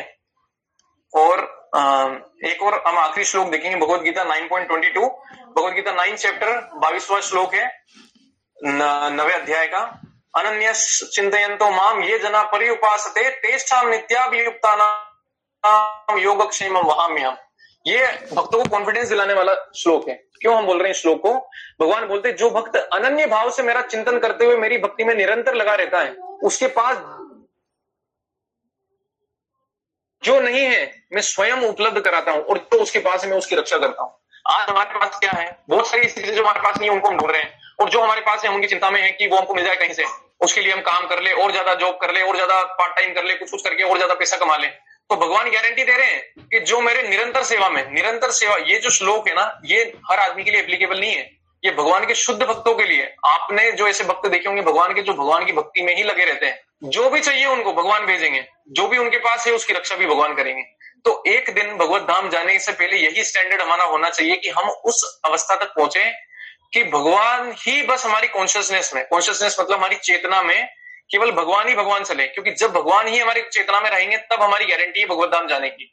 तो और एक चीज भी अगर रह गई दूसरी तो फिर से जन्म लेना पड़ेगा। हो सकता है अगले जन्म में चले जाए, क्योंकि जैसे हमने बताया ना कि जो आदमी पूरा इस जन्म में भक्ति प्राप्त नहीं कर पाता तो अगले जन्म में भगवान अच्छी जगह जन्म दिलाते हैं। हमने पहले ही पढ़ा था कि भगवान अच्छे घर में, किसी कुलीन घर में जन्म दिलाते, कोई बड़े अमीर आदमी के घर में, कि उसको रोटी कपड़ा मकाने के लिए चिंता नहीं करनी पड़ेगी ताकि वो भक्ति में फटाक से एंटर कर सके। तो ऐसा भगवान जन्म दिलाते। तो इसके संबंध में हम बस ये देख लेते हैं, भगवान की सर्वोच्च उपासना करके पवित्र नामों का श्रद्धा पूर्वक कीर्तन और जप करना है। भगवान की सर्वोच्च उपासना उनके पवित्र नामों का श्रद्धा पूर्वक कीर्तन और जप करना है। जब कोई भक्त दृढ़ विश्वास और अनन्य भाव से भगवान के नामों का जप करता है तब भगवान स्वयं उसके जीवन की व्यवस्था करने लगते हैं। भगवान वचन देते हैं कि भगवान को, कि भक्त को जिसकी आवश्यकता है उसे वे प्रदान करेंगे और जो कुछ भक्त के पास है उसकी वे रक्षा भी करेंगे। हालांकि हमें यह भी समझना चाहिए कि हम अभी पूर्ण सिद्ध अवस्था में नहीं है, इसलिए हमें अपने कर्तव्य और जिम्मेदारियों को छोड़ देना उचित नहीं है। ऐसा नहीं कि हम लोग ये सोच लें कि मैं तो अभी हरे कृष्ण महामंत्र जपने लगूंगा 24 घंटे और भगवान, पहले आप अपना जो युद्ध है ना पहले उसको लड़ो, उसके बाद बात करेंगे। कभी भी वैराग्य की जो बात होती है या सबको छोड़ने की जो बात होती है वो उस समय पे नहीं होती जब जिंदगी में मुसीबतें चल रही है, वो तब होती है जब आपको कोई चीज की कमी नहीं है लेकिन उसके बाद भी आप छोड़ सको। हर चीज मतलब एकदम परफेक्ट है 100/100, लेकिन उसके बाद भी आप छोड़ो भगवान के प्रेम में, उसको कहते हैं असली वैरागी। उसको कहते हैं असली वैरागी। ये नहीं कि अरे यहाँ तो लड़ाई झगड़ा चल रहा है मैं तो छोड़ के भाग रहा हूँ। वही तो अर्जुन करना चाह रहा था कि मैं तो छोड़ देता हूँ, मेरे को नहीं लड़ाई झगड़ा करना, मैं तो जा रहा हूँ, मेरे को तो, मैं तो वन में चला जाऊंगा, मुझे कोई मतलब नहीं है लड़ाई झगड़ा करके, क्या मिल जाएगा मुझे मेरे भाई बंधुओं को मार के। भगवान ने क्या कहा? नहीं, बिकॉज ये तुम्हारा कर्म है, तुम्हें लड़ना पड़ेगा। हम आगे अध्याय में देखेंगे और डिटेल में और बिल्कुल अंदर जा जाके भगवान क्या ऐसी बातें बोलते हैं कि 45 मिनट के अंदर अर्जुन का दिमाग चेंज हो गया। जो आदमी इतना डर रहा था वो मतलब 45 मिनट के अंदर दिमाग चेंज हो गया और पूरा महाभारत का युद्ध बहुत शानदार तरीके से लड़ा। और ऐसा भी नहीं कि महाभारत के युद्ध में अर्जुन को मुसीबतें नहीं आई, अभिमन्यु को कितने बुरी तरीके से मारा गया, कितनी सारी ऐसी चीजें हुई, फिर आखिरी में जाके उनके सारे जो पांडव पुत्र थे सबको मार दिया गया वो इसने, अश्वत्थामा ने। तो हम देखते हैं कि इतने कष्ट आने के बावजूद भी कुंती माता क्या प्रेयर कर रही है भगवान से। इससे हम आज का जो कक्षा है उसको समाप्त करेंगे। आखिरी में कुंती माता की प्रेयर होती है जब भगवान जाने लगते हैं ना द्वारका वापस। भगवान क्यों आए थे? इनकी अर्जुन और पांडवों की सहायता करने के लिए इस समय पे, कि भाई इतना बड़ा एक इंपॉर्टेंट इवेंट होने जा रहा है, मतलब महाभारत का युद्ध होने जा रहा है, तो मेरा तो वहां रहना जरूरी है। और भगवान ने अर्जुन को वचन भी दिया था वो सारथी बनने का। तो जब महाभारत का युद्ध हो गया, सब कुछ खत्म हो गया, पांडव के जो पुत्र थे वो भी सब मरे मर गए, सब कुछ हो गया, अब भगवान जा रहे हैं। तो उस समय जो है एक सवाल किया गया, मतलब सवाल किया, कुंती महारानी ने भगवान से पूछा कि भगवान आप क्यों जा रहे हो? तो भगवान ने बोला अब क्या जरूरत है मेरी यहाँ, अब तो सब कुछ ठीक हो ही गया, अब तो आपको राज्य मिल ही गया, सब कुछ आपका हो गया, अब क्या जरूरत है? तो कुंती महारानी बोला, कुंती महारानी कौन थी? सब पांडवों की जो थी माता थी। उन्होंने क्या बोला कि भगवान अगर इन कष्टों की वजह से आप यहाँ रहते हो हमारे साथ में, तो मैं कहती हूँ कि ये कष्ट जन्म जन्मांत तक चलते रहे, कभी खत्म ही ना हो। क्या हमारी ऐसी आज ऐसी अवस्था है कि हम भगवान से ऐसा मांग सके कि हम भगवान से बोल सके कि हमारी बहू का चीरहरण हो जाए, या जो है हमारे पुत्रों को मारने की कोशिश करी जाए, या हमें लाख के घर में जला दिया जाए। हमारी ऐसी अवस्था है। कुंती महारानी इतनी बड़ी भक्त है, भक्त का हृदय इतना कोमल होता है, भक्त का हृदय भगवान से इतना आकर्षित होता है कि जैसे वो भगवान हमसे प्रेम करते हैं, वो भक्त उतना ही प्रेम करता है।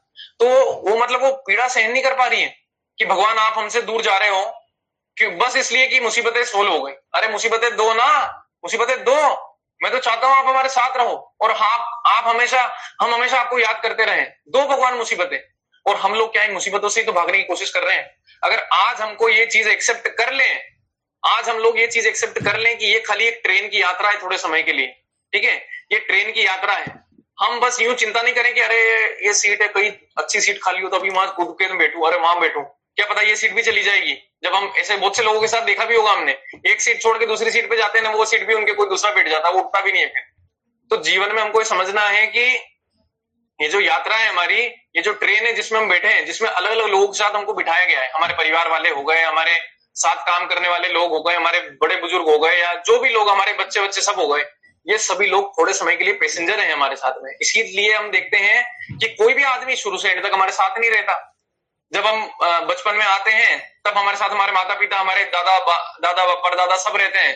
धीरे धीरे छोटे थोड़े बड़े होते हैं, दादा परदादा निकल गए, फिर थोड़े और बड़े हुए, माता पिता निकल गए, फिर थोड़े बड़े हुए, ऐसे धीरे धीरे करते हुए अपने भाई बंधु सब जाने लगते हैं। तो ये क्या है, ये ट्रेन है, इस ट्रेन में हम लोग बैठे हैं, और ये ट्रेन जो है, ये ट्रेन कहाँ ले जा रही है। अगर इस ट्रेन में आप लोग लड़ाई झगड़ा करोगे, क्या क्या क्या क्या लड़ाई झगड़ा करोगे, अरे मेरे को तो यार ऐसी सीट मिल गई, और मेरे को तो फलाना ठिकाना मिल गया, मैं तो हवा ही नहीं आ रही है सीट पे पूरे टाइम। अरे आपको गंतव्य तक जाना है, आपका मेन उद्देश्य है, जहां ये ट्रेन लेके जा रही है ना, अंत में भगवत धाम, वहां तक जाओ, ना कि लड़ाई झगड़ा करके बीच में ही उतर जाओ। कौन जा सकता है भगवान के धाम तक आखिरी तक? जो आदमी आखिरी तक भक्ति करता हुआ शांत भाव से, चाहे भले उसको जमीन पे जगह मिले, चुपचाप बैठा रहेगा, भगवान नाम जपता रहेगा। चाहे भले उसको सीट अच्छी जगह मिले, वहां बैठ के भगवान नाम जपेगा। चाहे उसको सीट खराब मिले, चाहे वो एसी में बैठे, चाहे वो स्लीपर में बैठे, चाहे वो जनरल में बैठे, चाहे उसको खड़ा ही रहना पड़े, वो ये चिंता नहीं करेगा कि यहाँ पे मेरी परिस्थितियां कैसी है। एक भक्त क्या चिंता करेगा कि इस ट्रेन से मुझे उतरना नहीं है जब तक मैं भगवत धाम नहीं पहुंचा। वो ट्रेन क्या है, ये शरीर हमारा, उसी यही उस ट्रेन की यात्रा है।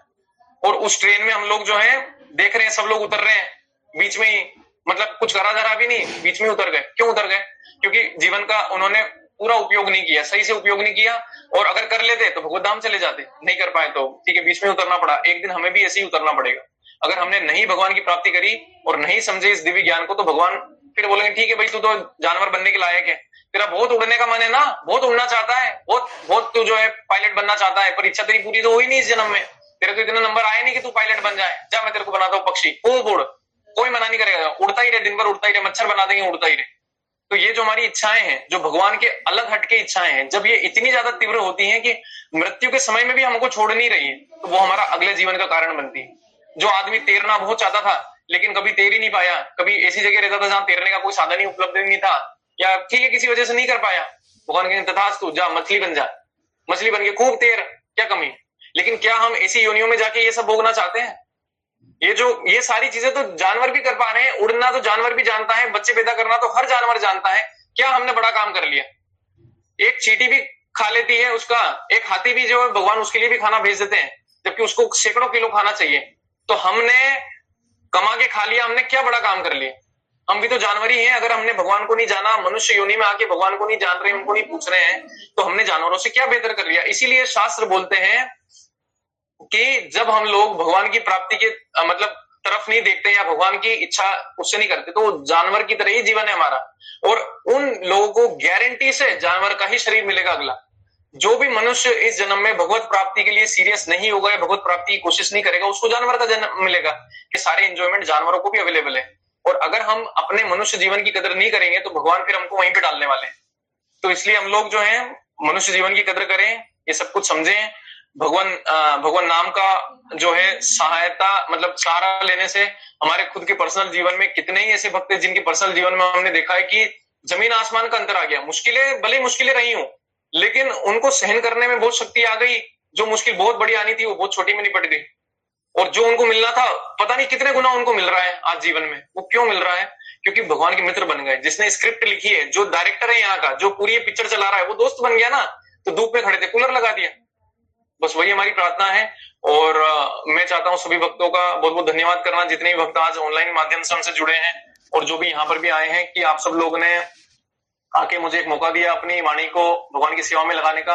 हम लोग 4 साल से भगवान का ये दिव्य ज्ञान ले रहे थे। हमको बहुत सारे ऐसे साधु संत मिले, जिनमें शैलेश जी भी एक है, वृंदावन के बहुत से ऐसे संत हैं जिनसे हम मिले, और उन सभी संतों ने हमको प्रेरित किया कि आप जब आप ये ज्ञान जान चुके तो थोड़ा बहुत लोगों के साथ भी शेयर करो, क्योंकि ये चीज जो है फिर स्वार्थी बन जाएंगे अगर हमको कुछ पता चला और हम उसको नहीं कर रहे हैं। आज हम लोग कोई सिद्ध अवस्था में नहीं कि हम लोग बिल्कुल जो है सभी चीजों से पार हो गए, लेकिन जर्नी मतलब उसी रास्ते पे है, और वही बोल रहे कि आप लोग भी चलिए, अच्छा रास्ता है, बढ़िया है, जीवन अच्छा चलता है। 4 साल से तो हम लोग देख ही रहे हैं कि बहुत सी मुश्किलें जीवन में भगवान आसान कर देते हैं। जिस परिस्थिति में एक नॉर्मल आदमी तो पागल हो जाएगा, उस परिस्थिति में भी भगवान हिम्मत दे देते हैं उसको सहन करने की। तो वही सबसे प्रार्थना है, और प्रार्थना है कि आप सब लोग भगवान से प्रार्थना करेंगे कि मैं एक्चुअली में जो ये बोल रहा हूँ ये मैं खुद के जीवन में रियलाइज करूं, मैं खुद इसको समझूं, और भगवान ये जो भगवान ने जीवन मेरे को दिया है इसकी महत्वपूर्णता समझूं। ऐसा नहीं खाली खाने कमाने में और इन्हीं सब चीजों में, शादी वादी करके और बस इन्हीं सब चीजों में जीवन हमारा व्यर्थ हो जाए। ये सब काम भी करें, जैसे भगवान ने अर्जुन को भी जाने नहीं दिया, ये सब भी करें हमारा कर्म, और भगवान प्राप्ति भी साथ में करें। तो यही बस प्रार्थना है। वांछा कल्पतरुभ्यश्च कृपा सिन्धुभ्यश्च पतितानां पावनेभ्यो वैष्णवेभ्यो नमो नमः। 3 बार हरे कृष्ण महामंत्र बोल के हम लोग आज का जो कक्षा है समाप्त करेंगे। आप अगर आपको पूरा बोलना नहीं आता है तो आप साथ में मैं आधा बोलूंगा, फिर आप आधा बोलना, फिर ऐसे बोलेंगे, ठीक है?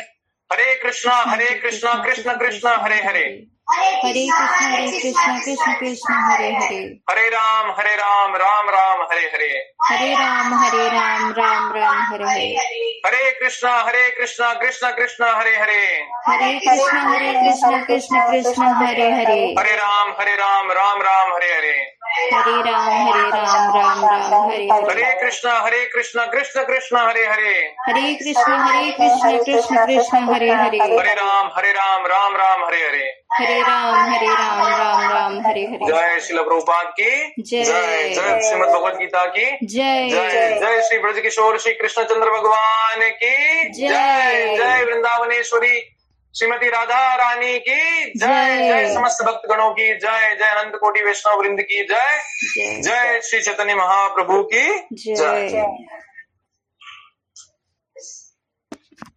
थैंक यू सो मच सभी भक्तों को। मैं आपको हमारे भगवान के दर्शन करा देता हूँ, क्योंकि आप कुछ लोग हो सकते हैं अभी नए जुड़े हों पहली बार।